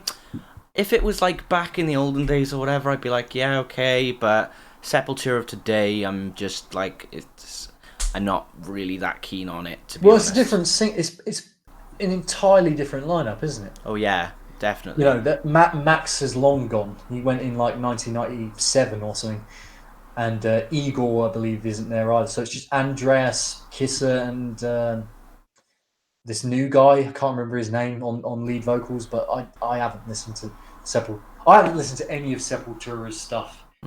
I say since the mid-90s. I want them around the mid-90s, but I've only ever listened to their 90s output, which is obviously great, but you know, I don't know, in this day and age. Yeah, it is what it is, really. It is what it is. Obituary, I haven't listened to enough of it, but I probably will listen to more because I'm.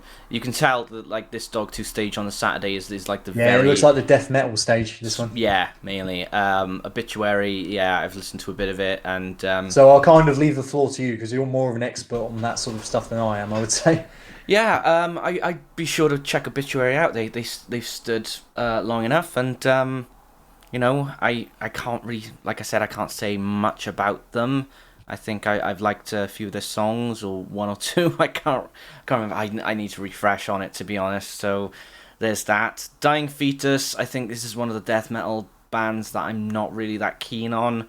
I think it's their sound. I don't know. It's a bit muffled for my taste. So there's that. Bleed From Within. Oh yes. Oh yes. Yes, oh yes. here we go. Oh yes. Here we Oh go. yes. Oh, you know. Great band. I'm kind of gutted actually. If I was to go on the Saturday, that they're also on the Saturday. Yeah. Because the one thing I noticed about this download lineup is in terms of bands that I love being spread out, they're kind of all bottlenecked into one day, which is a bit frustrating. In terms of clashes. Hopefully they add Bleed stuff, Bleed From Within is probably going to clash with the Wild Hearts or Gojira or someone like that, which is a shame, you know, because I think they're a great band. I'd love to see them live. Yeah, I mean, Scott Kennedy, the vocalist, when I went to Budapest last year, he was the one that filled in for While She Sleeps lead singer, and I think he stole the show for them. And he's a great singer. He's brilliant. I mean, the latest album is absolutely fantastic.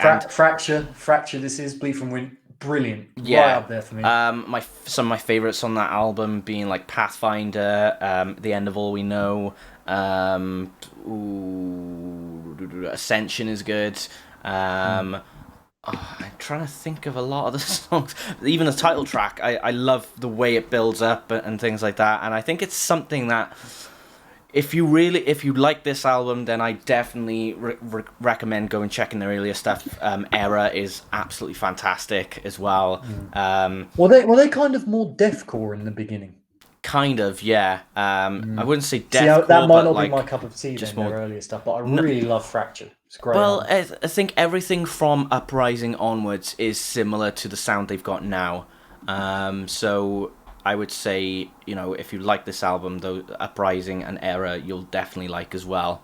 So there's that. I Am Oblivion on Era is really good. I recommend that. Crown of Misery, just absolute, just belting everything out. Afterlife is good as well. So yeah, I can't wait to see them. Good stuff. Will Haven, I haven't heard much about them. No, I can't say I've really heard of them either. Yeah. Okay. Higher Power. You really liked their album, didn't you? This is for a long time, and it might even still be at the end of the year. I'll have to reflect on this year. Was my second favorite album of this year, behind Loathe. 27 Miles Underwater is brilliant. Yeah. Right. Not enough superlatives for it. Anthrax meets Jane's Addiction meets Deftones, all in like a blender. He has that Perry Farrell way of singing, which is kind of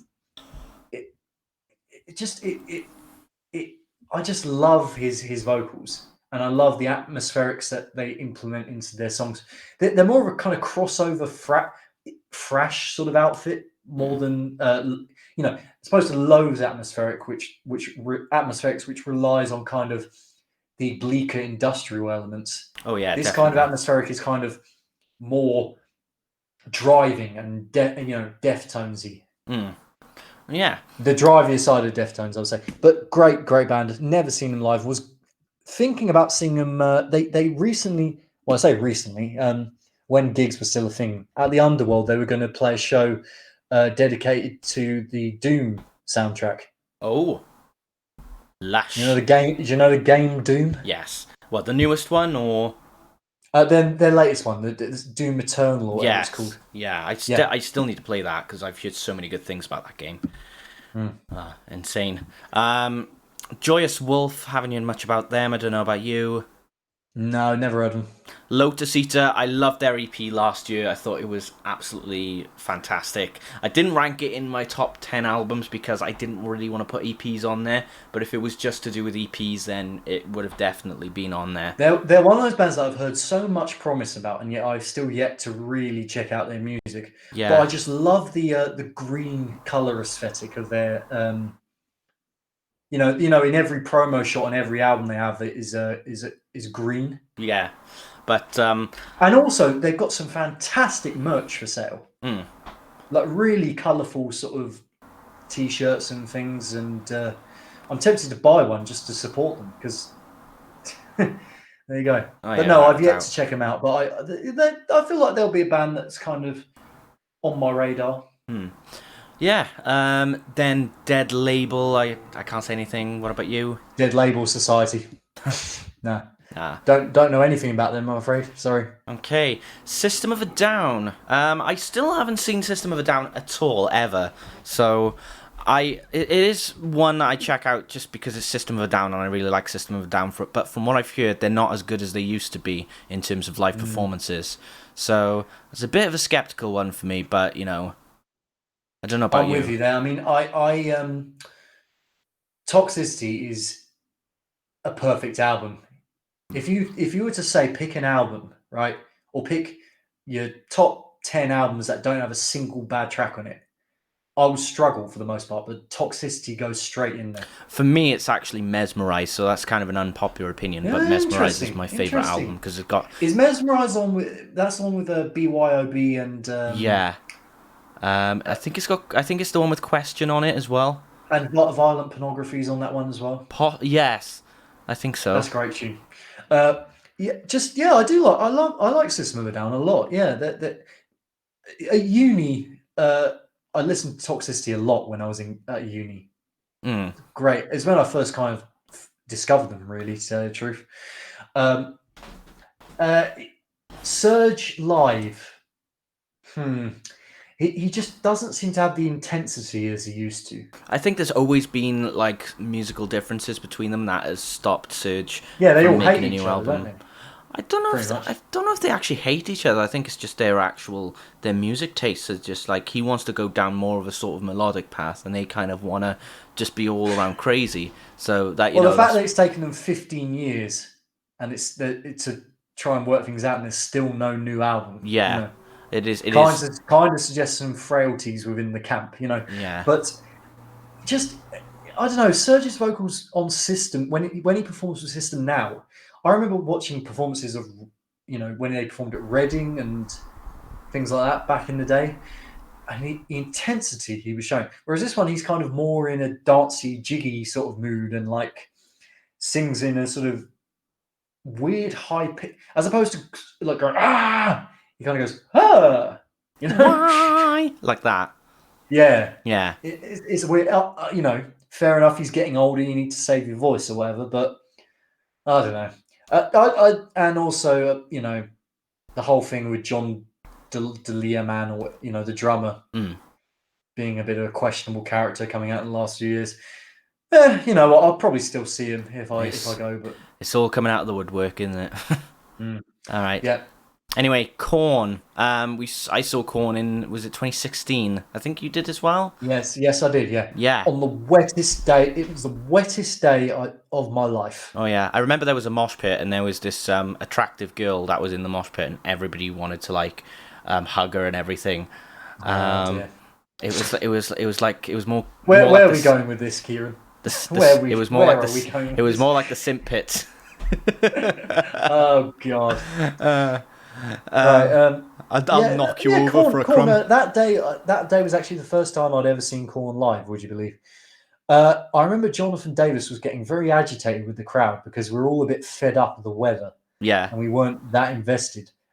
And he was trying to get the most out of us, but I don't think it really manifested that well in the end, just because the weather was so bad and we were all a bit lethargic and fed up of the fact that this was another download with appalling weather. Yeah, I think it's like, and Jonathan Davis is not the most outgoing person. He's very reserved. No, definitely not. Yeah, so you said that their last album, their most recent album, The Nothing. The Nothing is up there. Oh yes, definitely up there. Have you heard Serenity of Suffering? No, I'm a funny one with Korn, you see, because they are good and they've got that kind of sound about them. But I almost feel like there should be a guilty pleasure in a way. I don't know. Like, I think probably my last favourite album to come out from them was Untouchables until they started declining a bit. Even See You on the Other Side I wasn't that keen on. Korn 3 was absolutely abysmal. And then, what was it? The Paradigm Shift, that was the dubstep album. Pass that one up. And then the one Path of Totality, I think there was the one that came out after that. No. That was a step in the right direction. Path of Totality was the dubstep album. Paradigm Shift was the one after. Ah, okay. Yeah, my mistake. But yeah, in terms of that, Paradigm Shift was, a step in the right direction, and then they just returned to... Was that the first album after Head came back? I think so, yeah. Yeah. And then... He was definitely missed, I feel. Oh, yeah. Without doubt. Years. He's a cool guy as well, from what I've seen in interviews. Ray Luzier is such a better drummer than David Silveria, in my opinion. Without a doubt, he's fantastic. I remember those little fills he was doing live was just like it was like orgasm to my ears. But yeah, Korn's solid enough band. Although you know what, they're one of those bands that I wouldn't go out of my way to listen to. But when I do listen to it, yeah, good stuff. They're a very good band to sing along to live. I'll say that. Oh yeah, definitely. And definitely. Good singles band. Yeah, definitely for sure. Volbeat, I've always been a bit of I've had a love-hate relationship with Volbeat. Cold on them. Yeah, I think it's just like I like a few of their songs, but then I feel like I've listened to the same stuff after a while. So I'm not very keen on. I used to be quite keen on them, and then I just grew off them a little bit for that reason. I like Volbeat. I like the sort of idiosyncrasy of their sound. It's sort of my ex housemate at uni described it as Elvis metal. Yeah, and that's where I first heard them was several years ago. Kind of only listened to a handful of their songs. I was like, oh, this is pretty cool, but never really was enthused to check out any of their albums. Yeah, I think the main reason I was like, oh, I'll check this band out was because Volbeat is the name of a Pokemon as well. So I was like, okay, really? fair enough. Is it based on the name of? Is that what they base the name on? I don't know. No, I don't think so because I think it's volume and then beat. It's that makes sense. Yeah, probably just coincidence. But the Danish Mhm. Danish band, I saw them. I did see them. Was it 2018? They played. Yeah. Yeah, and they played just before Bullet. Avenged. I want to say Avenged Sevenfold. No, because I think Bullet played before Avenged Sevenfold. Oh no, it was Guns N' Roses, wasn't it? Was it Guns N' Roses? Or was it Ozzy? But anyway, regardless, they played in 2018 on the main stage, and yeah. They I got like good it. energy about them. I just think my gripe Heaven with or the Hell, by the way, is a massive tune, and the fact they don't play that one live very often. Yeah, I think I love Mary Ann's Place. That's one of my favorites. Hallelujah Goat is a classic, and then a good ending song is Still Counting. Just because of the lyrics and that riff that goes on after the first verse. Sure. Yeah. Rise Against. Okay, so Rise Against. I love their back catalogue. I love a lot of their songs. I don't think there's much new that's come out of them. So in terms of them live, it's probably something I would have seen before anyway. Because I don't think there's much you can. They're solid live. But I think as well, because of how much he belts on the songs, sometimes he kind of falls a bit live, but that's understandable. But do you remember Cam from Download 2018 or Camp? From Download? Yeah. The guy who we camped with at Download 2018. Yeah. He loved Rise Against. I had 2 Rise Against albums in my car, and that's all he wanted to play on the way over. So they I feel like they have their kind of big fan base about them. Took me a while, like, I don't know, they're one of those bands that I kind of drift in and out of. I remember I did, for my first ever rehearsal with a band, this was back in upper school, right? I was playing guitar, and then the bass player he didn't even have a bass, so he basically down-tuned his guitar to bass tone. It shows you that we don't have many musicians where I live, particularly back then. But the first song we tried was Give It All. Right. Which is a massive tune, in fairness. Okay. As is, a lot of the stuff from Appeal to Reason. And which one's Appeal to Reason? Because I always get mixed up with the names of their albums. Is Appeal to Reason the one with Prayer of the Refugee on? Or is that... or is it Savior? I think that's a different album. And Rise Against. Solid band. I like my punk, and I like. Well, I mean, I really, really like my punk. I should say. Yeah. And they're definitely the flag bearers for a kind of American mainstream, no nonsense punk, not the pop punk type. They're the kind of. I'd say they're the real deal. Yeah. And what they do. They have ethics. They have stuff they believe. Oh yeah, in, like what they do for animal rights and stuff as well. Yeah, Appeal to Reason has Savior on it, and it has Kotov Syndrome, Re-Education through Labour. That's one of my favourites, Re-Education. Yeah. And The Sufferer and the Witness has Injection, Chamber the Cartridge, Under the Knife, Prayer of the Refugee. Yes, that's probably my favourite album. Both great albums, solid albums. Yeah. Okay, so then we've got Ailstorm. They are so fun. I think the last 2 albums... fallen down a bit. I think Sunset on the Golden Age was like the peak for them, and then just after that they sunk a bit. I think they're trying to be a bit too jokey, and it's kind of made their music suffer a bit. That's probably just me, but I don't know. It makes me kind of like when you hear like a lot of their epic songs. The new album doesn't really have a lot of that. So that's essentially it. Although I swear to God, if I hear "We Are Here to Drink Your Beer" one more time in your death, I do like that song though. But I no feelings one way or the other with Ailstorm. If you like folk punk, folk metal, if that's your sort of thing, yeah, pirate metal, whatever you want to call it, then fair play to you. Yeah. Myself, I do not listen to that stuff at all, really. You know, So, that's our mate Dan's thing, really, more than anything else. some of my favorite songs. I love Surf Squid Warfare or Sunset.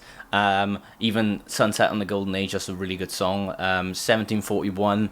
Most of the songs off that album are just so good. I bet they're a great laugh live. Oh, yeah, like you said, yeah, like everyone drinking and having a good time and jumping up and down. And when I saw them at Sonosphere, they were like, "We're Hailstorm and blah blah blah."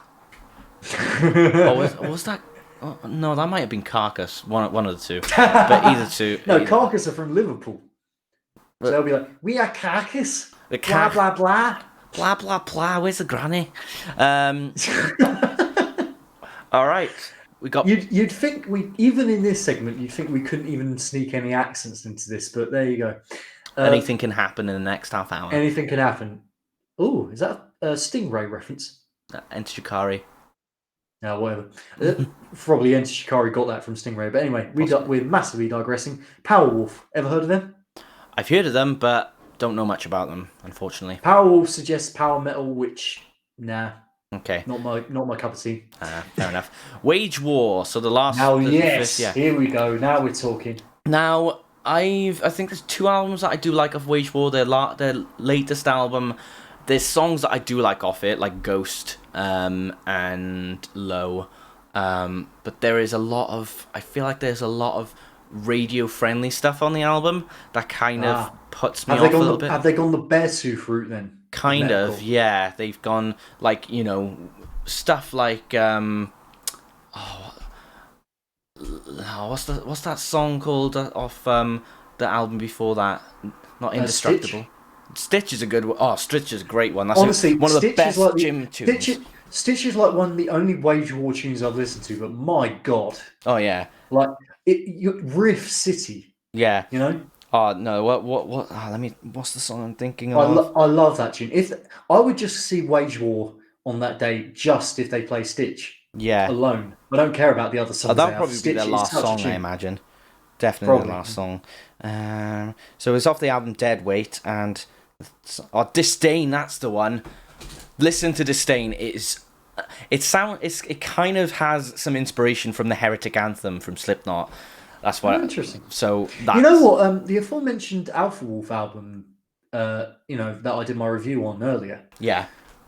There's definitely elements of Wage War in that. I feel.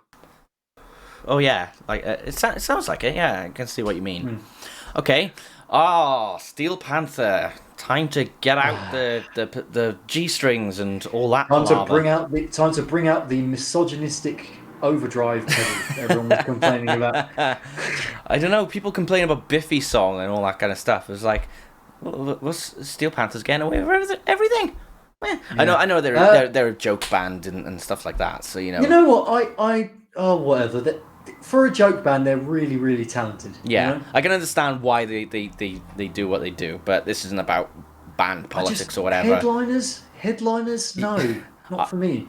It depends, really. Middle of the stage, kind of light relief. If it was the real headliner, if it was back in the day where they would show girls showing their, oh yeah, then it's the most amount of that going on I've ever seen in one festival set. Yeah. Weirdly, this was Download 2012, right? They had them and Tenacious D one after another. All right. That is such a weird placement. You'd think separate two comedy metal bands as far away from each other as possible, not put them one after another. Yeah, I can see what you mean. Yeah, okay. Anyway. But yeah, Steel Panther, I don't really listen to them, but they're funny enough, I guess. They'll be quite fun to listen to, I Headliners, though, nah, not for me. They should be in the middle somewhere. To be honest, I think these two should be swapped. The Darkness and Steel Panther. Oh, the Darkness, yes. Darkness are just... I was listening to them the other day, and I'm just like, they never get old for me. The Darkness. No, never. It's really kind of... They make more sense in a British context, I would say. If you grew up in Britain in the early 2000s, The Darkness were everywhere. This band were all over the place. Oh yeah, the first album, Permission to Land, and the kind of album art that was on it would Get Your Hands Off My Woman. Oh, that was the song I was playing. Yeah, get your hands off of my woman, motherfucker. Yeah. That little trail on the end. Yeah. Descending kind of chromatic. I love that so much. Yeah. I wish I could do that. But yeah, Darkness. Yeah, that just seems like a fun time to me.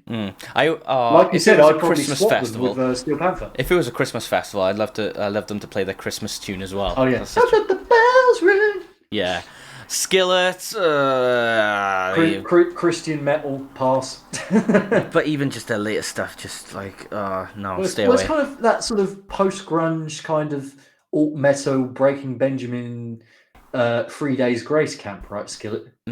Pretty much, yeah. It's among those lines because he does. Well, sound I like Breaking Benjamin. And the other two, not so much. I don't know. Yeah. No strong feelings one way or another. Yeah. I like their older stuff up until Hero, but and Rise is okay as well. They've always just been like meh or decent to me. They are the quintessential WWE band. Right? Oh yeah. Them non-offensive kind of radio metal. Along with Nickelback, yeah. Baroness. Ooh, yes. Great band actually, Baroness. We actually had on Mosh Talks, Bees interviewed John Dyer Baisley from Baroness. Yeah. This dude is super talented, right? Does all the artwork for all their albums. If you've ever seen any of their artwork for any of their albums, it's stunning. Oh yeah, it could be like Renaissance paintings. They're so beautiful. Yeah. He's done the artwork for Cavell Attack, their albums, bunch of other bands, and he's the primary songwriter, musician in their album. I think it's called Yellow and Gold. I could be wrong about that. I'm terrible with the names of albums. I think Yellow was just an album on its own, wasn't it? But Golden Grey, sorry. Golden Grey, yeah. Because they've got Yellow, they've got Purple, I think. Yeah, Purple, Yellow and Green is one album, which is really diverse album, Yellow and Green. It's all over the place, It's not just your traditional sludge metal or alternative metal, which they are normally. It's all over the place. My favourite personally is still Red, their first one. I think it's absolutely brilliant. Great band. If you love prog / sludge in the vein of Mastodon, then definitely check them out. Yeah, definitely. Of Mice and Men, another sort of like generic metalcore band. Although their latest album was pretty good, but besides from that, lead singer leave a few years ago? Yeah, he had some sort of something went wrong with his throat. Yeah, he's a part of a new band now, but so their bassist took over as the lead vocalist. They've been doing okay. I mean, like I said, they like I don't think there's much that stand out from them, so they could be a miss from me. Just from the look of this stage, it does seem like the kind of archaic kind of was really big in the mid 2000s to late 2000s, but then it's kind of faded out. Stage, with the exception of maybe Baroness. Yeah, I can see what you mean. Because speaking of which, I didn't even know Pod still existed. Pod. Here comes Pod. I just remember that song that was always on Scuzz and Kerrang. We are the Euthanation. Is that what it's called? Or was it Alive? Alive, yeah, that's the one. Alive. There's a lot that their three big songs are Alive, Boom, and Euthanation. Wasn't there Lights Out as well? I think that was another one. Oh, probably. I don't know much about. You know what? Stole my phrase. You know what though? Euthanation is a legitimate banger though. Yeah. I was playing that on my guitar the other day, and the delayed guitar at the beginning gives me goosebumps. Okay. Such a great opening riff. But I don't know. Dan said he saw him with Alien Ant Farm last year. So it was one of the best gigs he's ever been to. So fair enough. Was that just because of Alien Ant Farm though? Or? I don't know. Pod seemed like a party, Okay. POD. All right, maybe I'm being too harsh on them. Who knows? I don't know. Last international. No, never heard of them. Nope, same here. Control the Storm. Nope, never heard of them. Okay, Marianas So, Trench. sorry, guys. We can we just say we haven't heard of the most obscure metal bands, you know. Well, I So mean, it's this is festival. You're gonna get so many things on the of card. course, So I love it when I can discover bands that I've never heard of, and they blow me. Like that's why I'm me with Puppy, and I'm the biggest Puppy fan ever. So. yeah, like a few years ago, I definitely a lot of stuff I wouldn't have heard of, and then I would have put them on my Spotify, and I was like, they're stuck for me for life now. But Anyway, now, we're gonna have to wrap this up because it's now 4 o'clock. oh yeah, no problem. I think. We've been going for ages on this. Jeez. Yeah, well, Right. we'll wrap it up, and then we'll talk about what we want to talk about next, because we'd have to cut a few things out. We or may have something to cut a few segments out because we've kind of been going a bit long on this, but Yeah, but we have been needing to do this for a while. we have been. It's good to get this off our chest. You Yeah, know? exactly. Mariana's Anyway, carry on. Trench. Just reminds me of an August Burns Red song, but I don't. Mariana Trench is Nemo in this band? Yeah. What Dory? They play deep underwater for They play a metal cover of Just Keep Swimming. and then they've got a whole dedication song to Ellen DeGeneres, which I gotta say it's quite a raised metal lot of name, controversy. Mariana's Trench. I can envision this band being a kind of heavy, genty sort of band, but I could be totally off the mark here. Slam metal, something like that, like Yeah, Black something Tongue. like that. Yeah. Jamie Lenman, we talked about them Well, earlier. yeah, we've covered him. I'm surprised he's playing again, actually, because he's done a few years at Download, you know. Although actually, this is probably the year after the year I saw him. So yeah, just looking forward to maybe hearing his new material in a live setting. You know, particularly I Don't Want to Be Your Friend off his latest EP, which is a real crowd engager. You know, Yeah. very hooky and all over the place. So then we've got Hara. Anything? The Who? Yeah, exactly. No, not the Who. The Hara. Very good. No, knowing Download, it's probably going to be some Icelandic kind of whale, a band that plays with like whale tusks or narwhal tusks. Ding dong, ding. Yeah, dong. exactly. from the Eurovision. Piers Brosnan's accent in that film is full on Swedish chef. It's hilarious. Cemetery Sun. That's another heavy. I have metal heard name. of them, but I couldn't tell you what music they did. Dead Posse. That's like insane clown Posey. Sorry, Dead Posey. Dead Posey. I think I seen them in Brewdog one night. Dead pony. But no, I don't really know much about them either. No. Miles Kennedy's. Oh, sorry, I thought someone opened the door. Miles Kennedy's acoustic performance, like we've already covered that earlier. Haken or Haken. Haken. I would say Haken. Personally. Yeah, I've heard a bit of them. They're actually pretty good. So I've got to listen to their album. Actually, their new album came out this year. Bees played a bit of it. Yeah, a single from it. It sounds really good. Yeah, and Dan loves Haken. Gleben, Globen. Haken. Dan loves Haken. He's a big prog fan. So if you like your prog metal, check out Haken. Oh, wicked. Twin Temple, anything? Yes, Twin Temple are now they're a really interesting band that Bees also has been championing a lot on his stream. They are a kind of, how would I describe it? Do you know the Lounge Kittens? No. From back in the day, sort of kind of a 40s/50s songstress. Okay. You know, like the big microphone and the feather boas going around the neck. You know. Yeah. But they sing about like it's kind of goth 50s swinging. It's a very weird, interesting combination. Mm-hmm. It's kind of like 40s radio baroque or whatever you. I don't even know what you call it. I don't want swing. to set the Exactly. on fire. Exactly, like that, right? Kind of that 40s, 50s radio swing, but they sing about like horror and like they're very gothy. Bees absolutely adores this lot.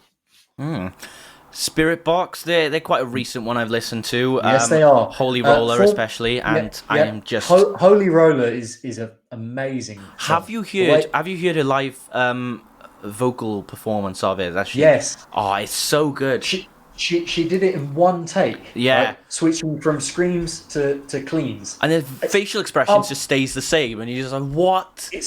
It's unbelievable. She's so talented. I needed I was never keen on Wrestle the Bear once, which was her previous band. Never really into them. I think that was a bit too. Nah, not for me. But this lot, Spirit Box, they've actually recently signed to a big label as well. But the tunes they put out so far, they're very, very promising. This lot, I feel like they could be the kind of next. You know how Ginger had a massive ascent last year? Now definitely. Ginger are like one of the biggest metal bands in the world. I feel like the same's going to happen for Spirit Box. Mark my words. Oh yeah, definitely. That you know. Kill the Lights. Okay, well, I think they're not going to really. From what I've heard, I saw their virtual gig that was put on a YouTube channel. They seem to play it 2 steps down, which is a bit disappointing because I think the lead singer has some really good belting vocals and.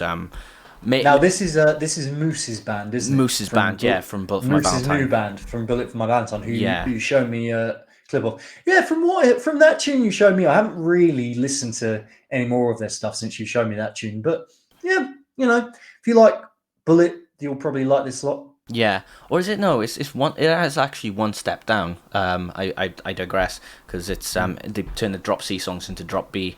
That always kind of is a bit of a disappointment. But you know, if it means that if it's for vocal longevity, like for Matt Tuck, you know, or Dave Mustaine. I actually saw one of the last Megadeth gigs, I think, in standard tuning. Yeah. Back in like 2012 when I first saw Megadeth, and then after that he dropped them a whole step down, and they sound really weird live. All the Megadeth stuff. Yeah. But if it means that, you know, if it eases pressure on his voice, then fair enough, because the voice is a delicate instrument. Yeah, of course. Okay, well, that's... As I'm finding out now, having not drunk any water in the last few hours we've been doing this. To be honest, like, it's in the Dogtooth stage. They're probably going to, like, have a 4 or 5 song set, and they've got plenty of singles out now, so I think they've got more than enough to back them, so I'm going to give them a watch, you know, support my boy Moose. He's a good guy. Yeah, I might do as well, actually. You know, I used to listen to quite a bit of Still Remains, and I recently listened to Throw the Fight, a bit of Threat Signal, and wasn't there another band, or am I thinking of something else? Can't remember. I think they obscure their bassist, don't they? I don't think they've got a named bassist. Probably like, I don't know, Playback or something like that, but I'm not too sure. Anyway, Modern Era... No, can't say I've heard of them. Same. Foxjaw, they ring a bell, but I can't. Foxjaw, yes. Foxjaw are a band that have kind of been creeping up from the UK metal scene for the last few years, along with bands like Conjurer, Nervous, Dream State, bands like that, all from that kind of lumped in that kind of UK metal scene. The best way I can describe them from what I've heard is sludge metal, sort of sludge metal, but with kind of modern alternative kind of leanings. Okay, you know?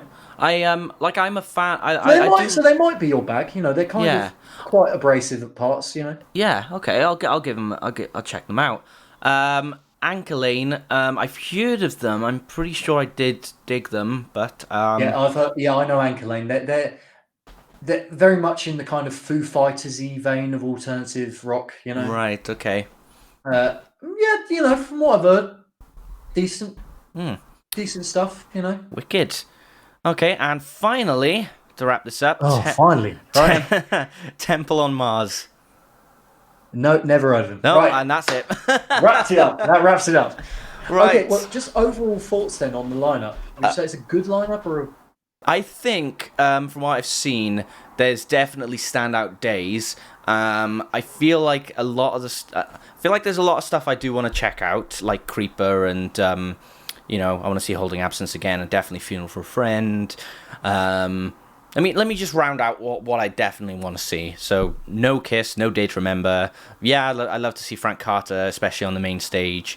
And then that's it for the Friday for the main stage. From the second stage, you've got just Lacuna Coil, Miles Kennedy, maybe. Then on the Avalanche, Sleep Token, yeah. Hot Milk, maybe. Wargasm, definitely. And then down there, Bacasa, I'll give them a go. Saturday, Biffy Clyro, Deftones, Gojira, oh yes. I'd go for the Pretty Reckless as well. Those Damn Crows, most definitely. Kill Switch, Mastodon, yes. Oh man, you're gonna struggle to see all of that lot. I know. I wish that Saturday was more spread out. As much as it's an embarrassment of riches for me because I love so many bands on the Saturday. There's going to be so many clashes. Yeah. Daughtry, yeah. And then Avalanche, Funeral, Creeper, Holding, Loathe, yep. And then from that Dogtooth one, Bleed From Within. What? I think you're missing one band. Am I? Oh, Puppy. Yes. No, that's for you, that yes, is. Thank That's you. not for me. Thank you. Yeah, and then Bleed From Within, Higher Power, Lotus Eater, and then that Sunday where you've got System of a Down, Korn, Rise Against, maybe, Ailstorm will be fun, Wage War, yes, because I've been waiting to see them at Download, so there you go. Steel Panther will be fun, The Darkness, definitely. And then you've got Baroness. Yeah, I couldn't see them last time because they crashed with crashed. No, they didn't crash. They clashed with someone else. You know what? That's a bit of a Freudian slip there because Baroness were actually involved in a bus crash. Oh, were they? Just after making Yellow. I assure you that was very unintentional. Yeah, I just that slip was of the definitely tongue. unintentional. Okay. You didn't know about that. Yeah. Haken, yeah, give them a go. Spirit Box, definitely. Kill the Lights. If I listen to Fox John, I'm like, yeah, I'll give them a go as well. And then Anchor Lane, and that's it for me. Yeah. Well, I could sum it up quite quickly. Saturday, embarrassment of riches. Friday and Sunday, yeah, I'd rather go for Sunday, I guess. Yeah. You know, the headliner and the sub-headliner on Friday, I'm just, nah, not really my cup of tea at all. Yeah. System of a Down and Korn I do like though, and I guess I'll just peruse about the lower stages really, see who comes into my site. But Saturday is the one, and I'm so gutted I'm probably not going to be able to do it. Yeah, I would rank them. I really want to meet up with, because a lot of the Mosh Squad, you know, the guys who view the Mosh Talks YouTube channel are going as well, and I really want to meet up with some of them. Okay, well, we'll right, so that is Download. Done. Yeah. Okay. Now this is the part where we just, because it's gone on, it's over 2 hours now. I think the problem is, I think we'll skip the football because there hasn't really been that much football news. Yeah. I think Roman Reigns we can leave as well, possibly, unless you want to talk about it. But I'll do the metal anagrams, and then we can do listen to this, and then end with Would You Rather. I think that'll take another hour. I think. All right, you know what? We'll save the anagrams for next week. Yeah. That's fair enough. And we'll go straight on to listen to this segment. Okay, that's good for me. So, do you want to take it away, or shall I? With I will do. Well, we have a fan submitted listen to this song. Thank you to 94 Janek, presumably from our YouTube channel, who requested that we listen to Amaranthe's Archangel. Mm-hmm. Now, I know virtually nothing about Amaranthe, right? Yeah. But from my understanding, they're kind of sort of power metal / death metal. Yeah. So what I can say, they're from Sweden. They've actually got 3 vocalists, a total of 3. They got a female vocalist named Elise Reed. I think I probably botched that pronunciation completely. Henrik England Williamson and Niels Mullin. One of them is a clean singer, one of the guys, and the other one is a screamer. They've been active since 2008. So they've had quite a vast catalog behind them. They've got, you know, genres of power metal, metalcore, dance rock, melodic death metal. Personally, for me, like, and there's only like a few songs I've saved, but they're always kind of a hit and miss band for me. I know that doesn't really start it out strong, but it is what it is.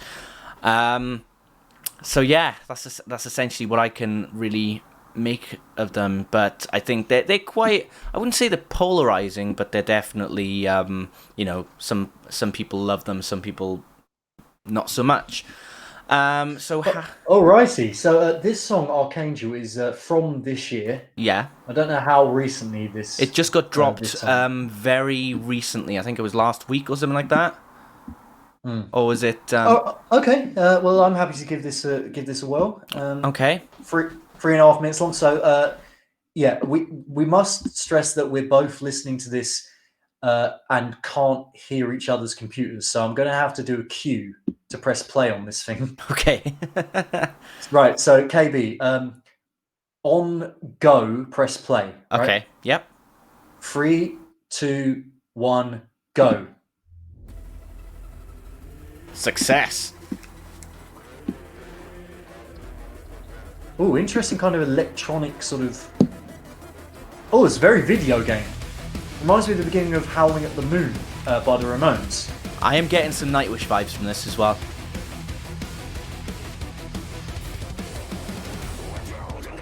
Oh, I love that transition. Yeah. Bloody hell. Who does these vocals remind me of? Bloody hell. Okay, there's the power bit. There's the power metal bit.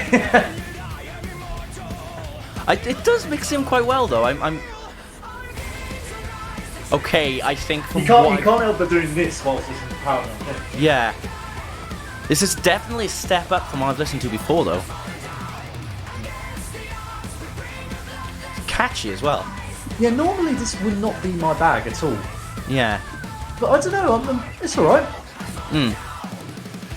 I like the riffing on it and the sort of electronic elements. I just don't know what the weird blippy video game kind of synth in this. Yeah. That's Sweden for you. And I mean, they've already got one up on all the other power metal bands by having death growls in it. So I'm happy with that. Oh yeah, this is full-blown sort of Nightwish, Lacuna Coil vibes. I'm not just saying this because it's a female lead vocalist singing the power metal band, but it does. Maybe more delay in it, perhaps? Yeah, possibly. I think the tempo reminds me of Nightwish. I'll tell you what kind of context this song would be good. If you're playing like Tekken or something, or a fighting game. Or like, it'd be better if it was like a Japanese style fighting game. I love can envision this song being put over like anime AMVs, you know? Yeah. Oh, I love this bit. Oh yeah, the kind of escalating sort of. Oh, what's happening? Ooh. Come on, give it to me. Oh, there's one thing I love in a song is weird radio chatter as an interlude. Yeah. I'm a sucker for that. Ooh, suspense. Ah, okay. Oh, you see, I thought there was going to be a breakdown there. Yeah, I'm disappointed at that, sorry.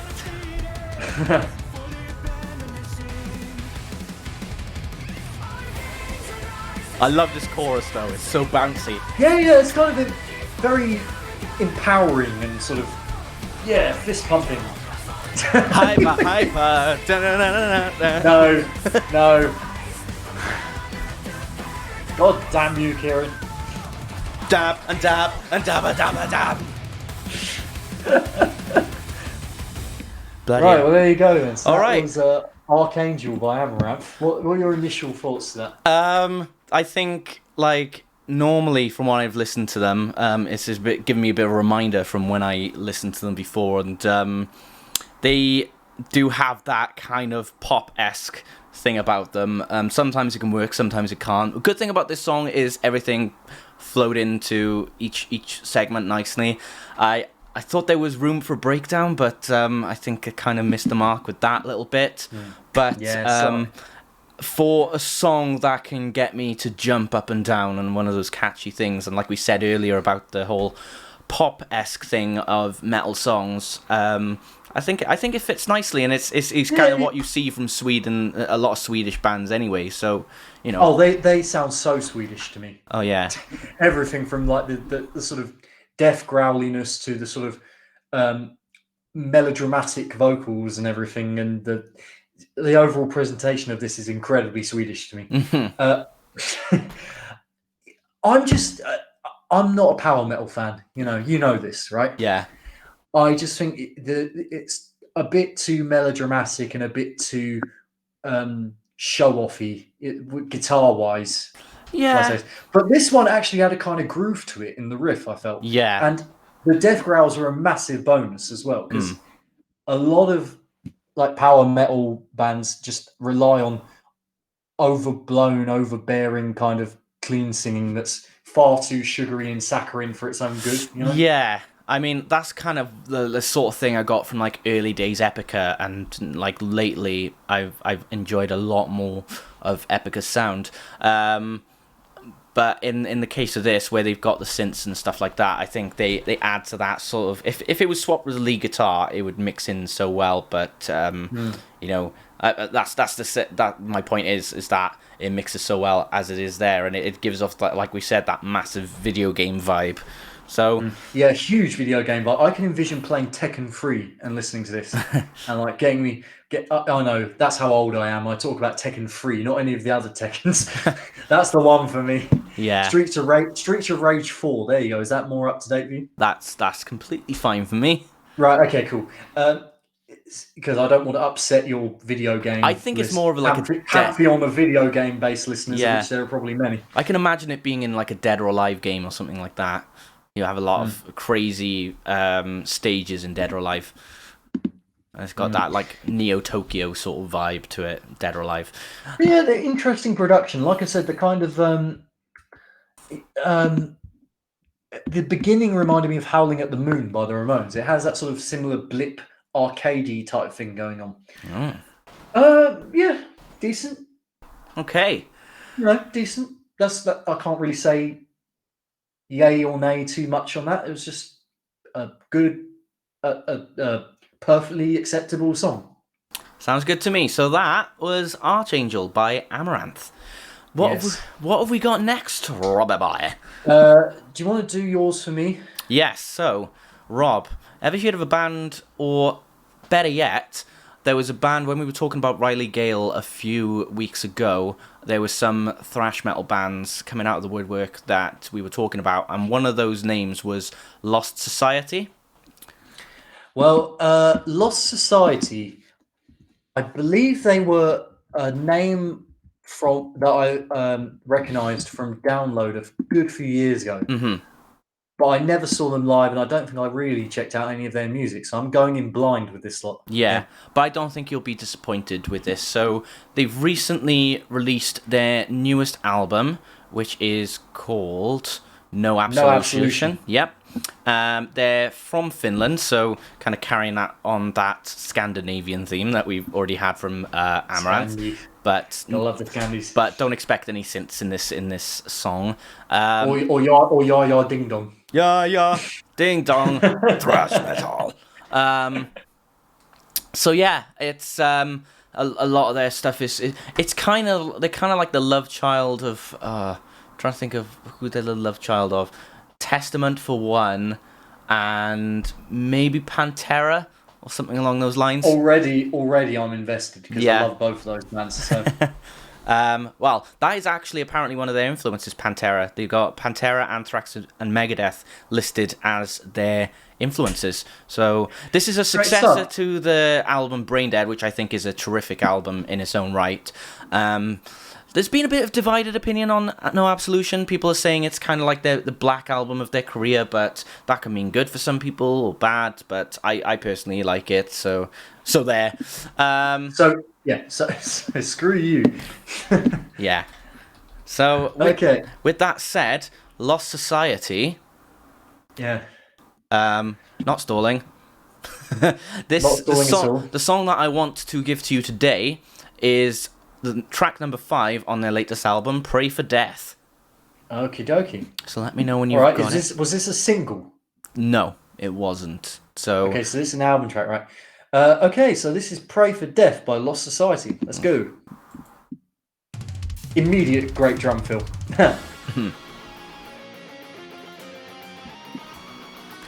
Oh, I like that guitar.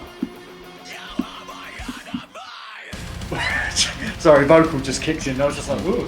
It kind of reminds me of Children of Bodom a bit as well with this song, especially. I like the riffing in this. Very good.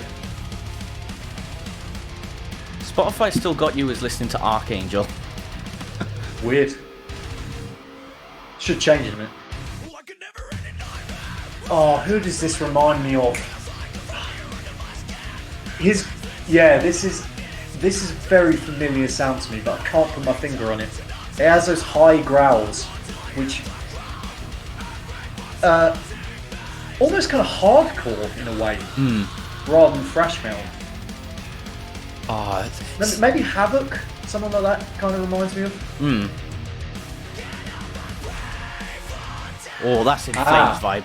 Now, I'll tell you what. Now this passage here sounds very architectsy to me.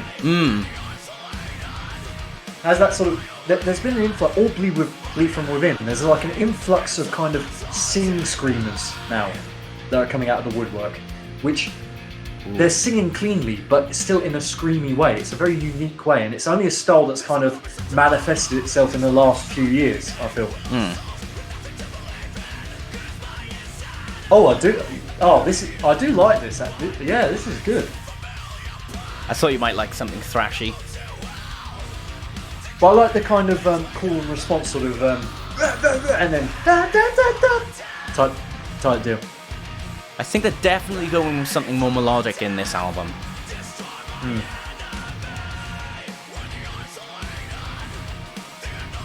But yeah, there's a huge hardcore element to his main screams, you know. Yeah. Sort of that kind of strangled sort of high scream, you know. Very, very kind of UK hardcore, you know. And even that breakdown call there, that was very kind of hardcore sounding, as opposed to thrash.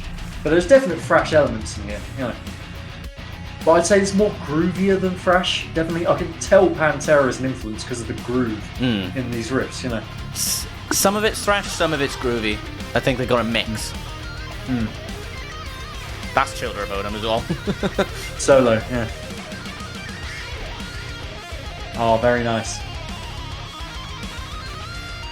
That is pure kill switch, this solo. Brilliant.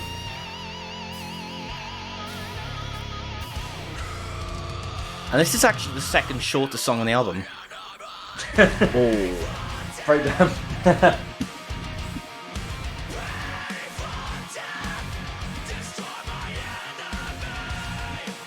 It has that kind of melodramatic sort of.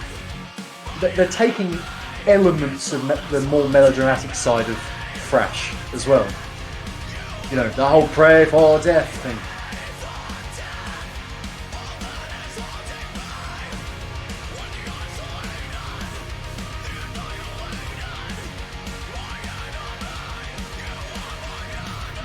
Right, so that was "Pray for Death" by Lost Society. I enjoyed that. I thought you might like it. Was it? How long ago was this released? Ooh, I think either yesterday or the week before. Oh, really? So really recent. Very, very recent. Yeah. Oh, good stuff. I'll definitely. I'm gonna add this right now to my to listen to. Yeah, I'm all for that. Have you seen? And I love the artwork as well. The just that guillotine with a portal or sort of galaxy thing behind portal it. To hell, yeah. Yeah, I love that. Very good. It's really cool. Reminds me kind of like, you know, set from the stage from Avenged Sevenfold. You know, that music video. But yeah, Lost Society. There you go. Yeah. Yeah. I see their biggest track's called is the title track. Yeah. Solution. No, absolutely. On what? Most listened to? You mean? Yeah, most listened to. You notice as well on the album they've got a collab song with Apocalyptica. Apocalyptica, yeah, Yeah. yeah, yeah. So Those pesky Finnish celloists that they are. yes. I'm Not Jesus, featuring Corey Taylor. Yeah, it was good stuff, man. I just love. Okay, so yeah, the groove definitely Pantera-oriented.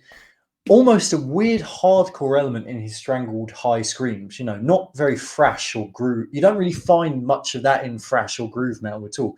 You more find that in genres like post-hardcore Yeah. or like, but you know, the aforementioned new metalcore kind of stuff that we have cropping up.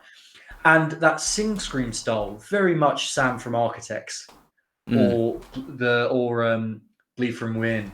Yeah. Is it Scott Kennedy? Scott Kennedy, yeah. Yeah, him. Great stuff. Yeah, I enjoyed that. Okay. Right. So, Mr. Kieran Benji. Yes. Bob Mould.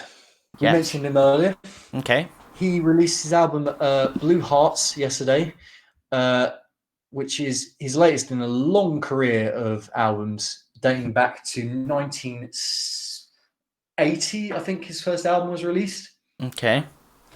So Bob Mould, he was the singer and guitarist in Husker Du, which is one of my favorite bands of all time. Certainly got into them in the last, heavily got into them over the last year or so. Met a kind of less than amicable end, shall we say. And then he formed a band called Sugar in the mid-90s, who are more 90s alternative, but Husker Du were the progenitors of that kind of movement. They started off as kind of hardcore, properly hardcore punk / power violence. You know, they were 30-second songs on their debut album that just went, and then they gradually, over time, really finessed their melody and unintentionally created a whole new, like, they were responsible for alternative rock as we know it from like the 90s period. Green Day, like I said, Foo Fighters, they wouldn't exist without this lot. They both owe a huge debt of gratitude to Husker Du. They then split. Then Bob Mould was briefly in a band called Sugar, which was a lot more melodic, a lot more Foo Fighters-esque. Their album Copper Blues considered a staple of 90s alternative rock, shall we say. And in between all of this, his work with Sugar, he was he worked as a DJ briefly. He made a electronica album in the early 2000s. He collaborated with a bunch of people, most notably Foo Fighters in 2011 when he was on their track Dear Rosemary from their album Wasting Light. Okay. Great song. Bob has got a very distinctive way of singing. It's very kind of I can't really even describe it. It's sort of very not. I'm stalling because his voice is so unique and so signature that you can't really pinpoint. I'll leave it to you to pinpoint. Yeah, of course. Basically. So, well, basically, I'm going to just get on with it. This is a song called Siberian Butterfly from an album that was released on Friday. Called Blue Hearts, which is up there now for my release of the year for sure. He from about Siberian Butterfly, he says the genesis of this song spoke to the notion of collectors, people with excessive means who gather the works of creative folk for their ego-driven portfolios. As I kept writing, narrative shifted towards themes of change, growth, and freedom. These motifs are central to how we become our true selves, how we begin our journey towards our true identities. It's autobiographical as well. I put myself through some self-hating years as a young gay man, never feeling good enough, not recognizing the positive qualities I had to offer, whilst inhibiting the development of my gay identity. I hope for a world where all people can be what they want to be. Life seems shorter every day. Maybe this simple song can be used to people who are struggling to find their true selves. And so this is the third song released as a single from Blue Hearts. The rawest and most confrontational work of his 4-decade solo career, raging 4-track collection described as the catchiest batch of protest songs I've ever written in one sitting. So there we go. I don't think I can say more than that, really. Okay.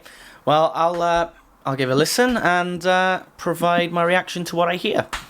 So this is Bob Mould and Siberian Butterfly. Okay, let's go. Now this is going to be an interesting one because I'm not sure if this is the sort of music you normally listen to. You can hear the 90s-esque sort of thing there. Most definitely. It's so hooky though and so energetic, and I love it. I love it so much. It'd be interesting to get your perspective of this though. Yeah, just trying to soak it in at the moment. Yeah. Does definitely make you want to jump up and down to it. I can't really say it's like the sort of music I'd go to originally. Nah. But that's fair enough. What sort of like elements or influences or who would you say this man has influenced throughout the years if you were to hazard what are the obvious shouts for you? I don't know, I'll save that until after the song, I think. Yeah, of course. Just focus it on the song at the moment.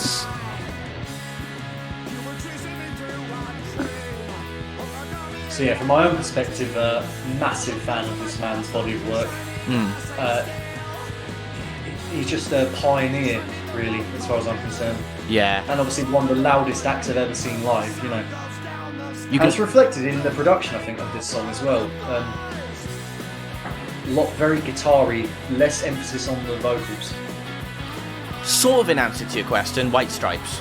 Kind of some of the things from them. That's an interesting take, yeah. I guess with the riffiness of it, maybe, yeah. Yeah. Or the upbeatness of it. Feeder? Oh, Feeder's a great shout, yeah. No, I imagine Bob has... I couldn't tell you, because I don't know Feeder, but...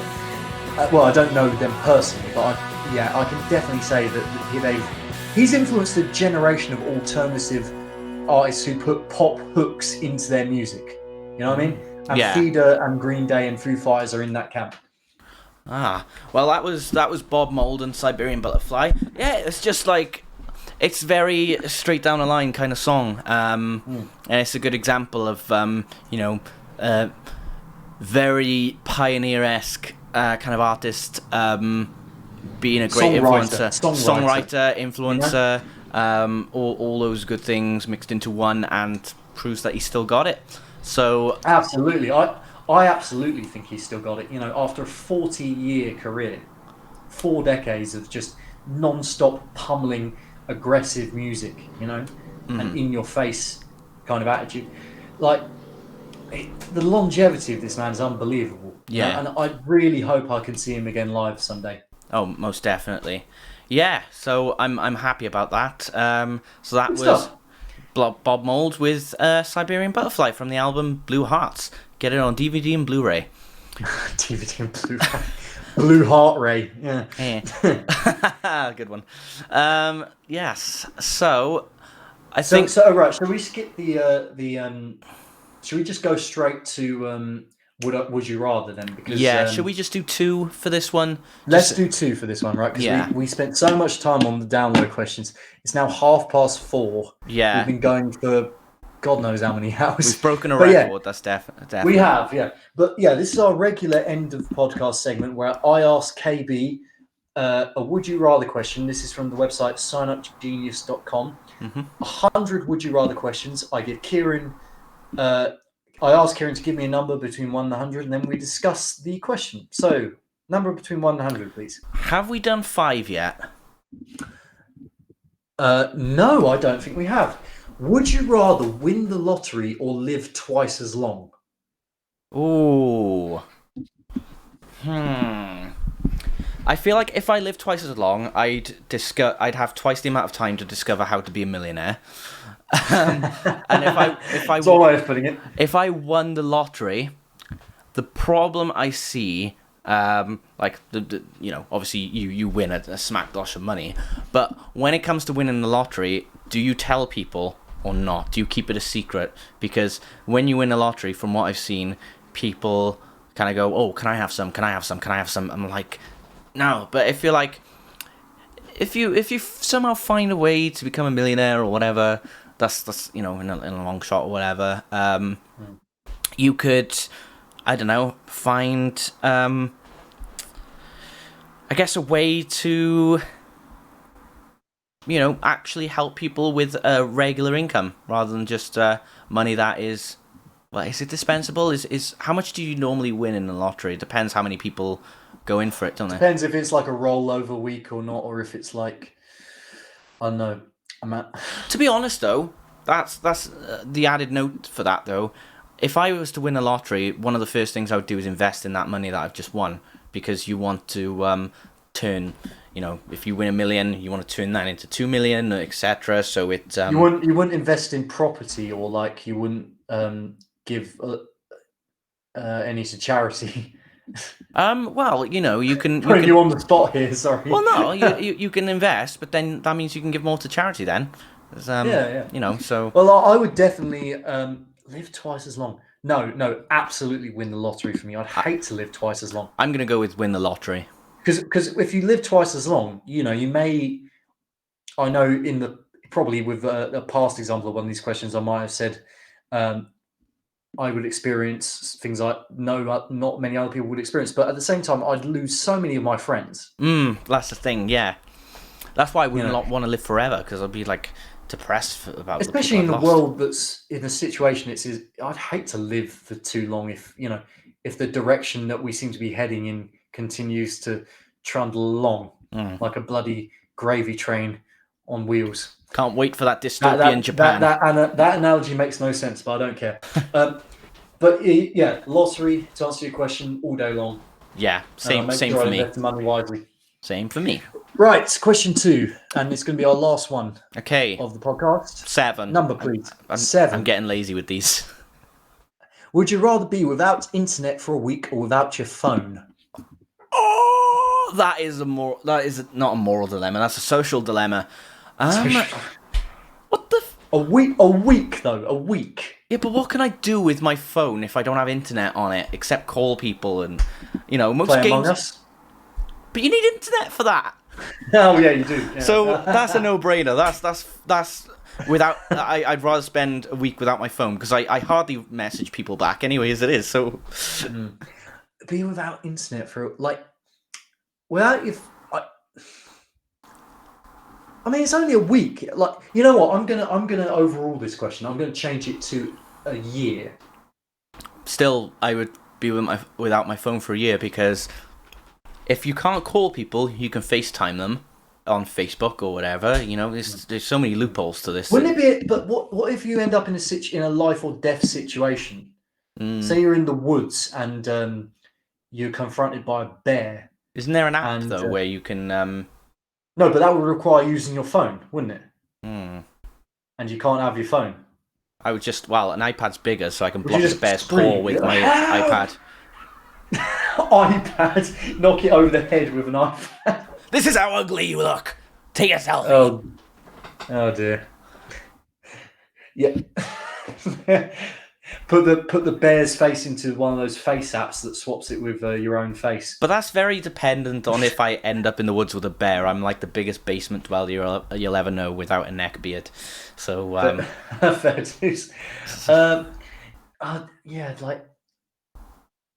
Actually, to be fair, I probably couldn't live without internet for a year. No, same here. It's too much a part of my life now, and that means no Mosh talks either. It's rather sad, really, that we dedicate so much of our lives to being on the internet. There's this documentary that's come out about the social dilemma or whatever you call it. Yeah. On Netflix, which I'm tempted to watch actually, because it's about the perils and pitfalls of using social media too much. I mean, I used to be annoyed when dial-up stopped me from looking at things in a good amount of time. And when I say things, I mean everything, not just the over 18 stuff. Okay, well, we've both gone for internet then. Yeah, I think so. All right, well, sorry it's been a shorter one, Would You Rather, this week, but I do want to wrap this up because we have been going for ages. That's it. That's the end of episode 6 of the Key Yard podcast. Mm-hmm. It's been a pleasure, KB. Always a pleasure. And it's considering it's our 6th one now, and we were I was saying this to Rob before we started this episode, that we were very I don't know about you, but I was quite nervous in the first episode because I wanted to like put a good impression across that I could do a podcast and things like that. But now I just have fun with it as much as possible, and whatever happens, happens. You know, anything that's live stays live, and well, you know, if you pardon the pun, that's the key. Yeah, part of this podcast. Exactly, and you know, it's having fun, and it's you know. The thing you always got to remember with these sorts of things is that you improve through time. You know, you can't expect to be like an absolute masterclass at something as soon as you. Well, like I said in episode 1, it's going to be the one where we look back on if we do 100 of these and go, "This is akin to series 1 of The Simpsons." Yeah. Or the Tracy Ullman shorts. Or season 30. Either one. Let's go out for frosty chocolate milkshakes. That's Simpsons. Yeah. But yeah, absolute pleasure, KB. And we will be back next Saturday, same time, 2 p.m. on Kieran Benji's Twitch channel. That is KEYRUNBENJI. That's the one. You have got it right. Like the melodicism I added to that. Yeah. And also, as well, in terms of the YouTube, usually I upload the full episode of this the day after, and then the highlights go the day after that. So I think it works out pretty well. So yeah, please do subscribe to our YouTube channel. Over there, you'll get optimized versions of the segments. You'll get the podcast in full, entirely free to view. And come and have a look at our big, stupid faces over there as well. Yeah, cheers. Yeah. I'm going to sign off now and get some food because I am bloody starving. But Kieran, do you want to sign off yourself? I do, yes. I think, where am I? Thank you for watching. Until next time, lights out.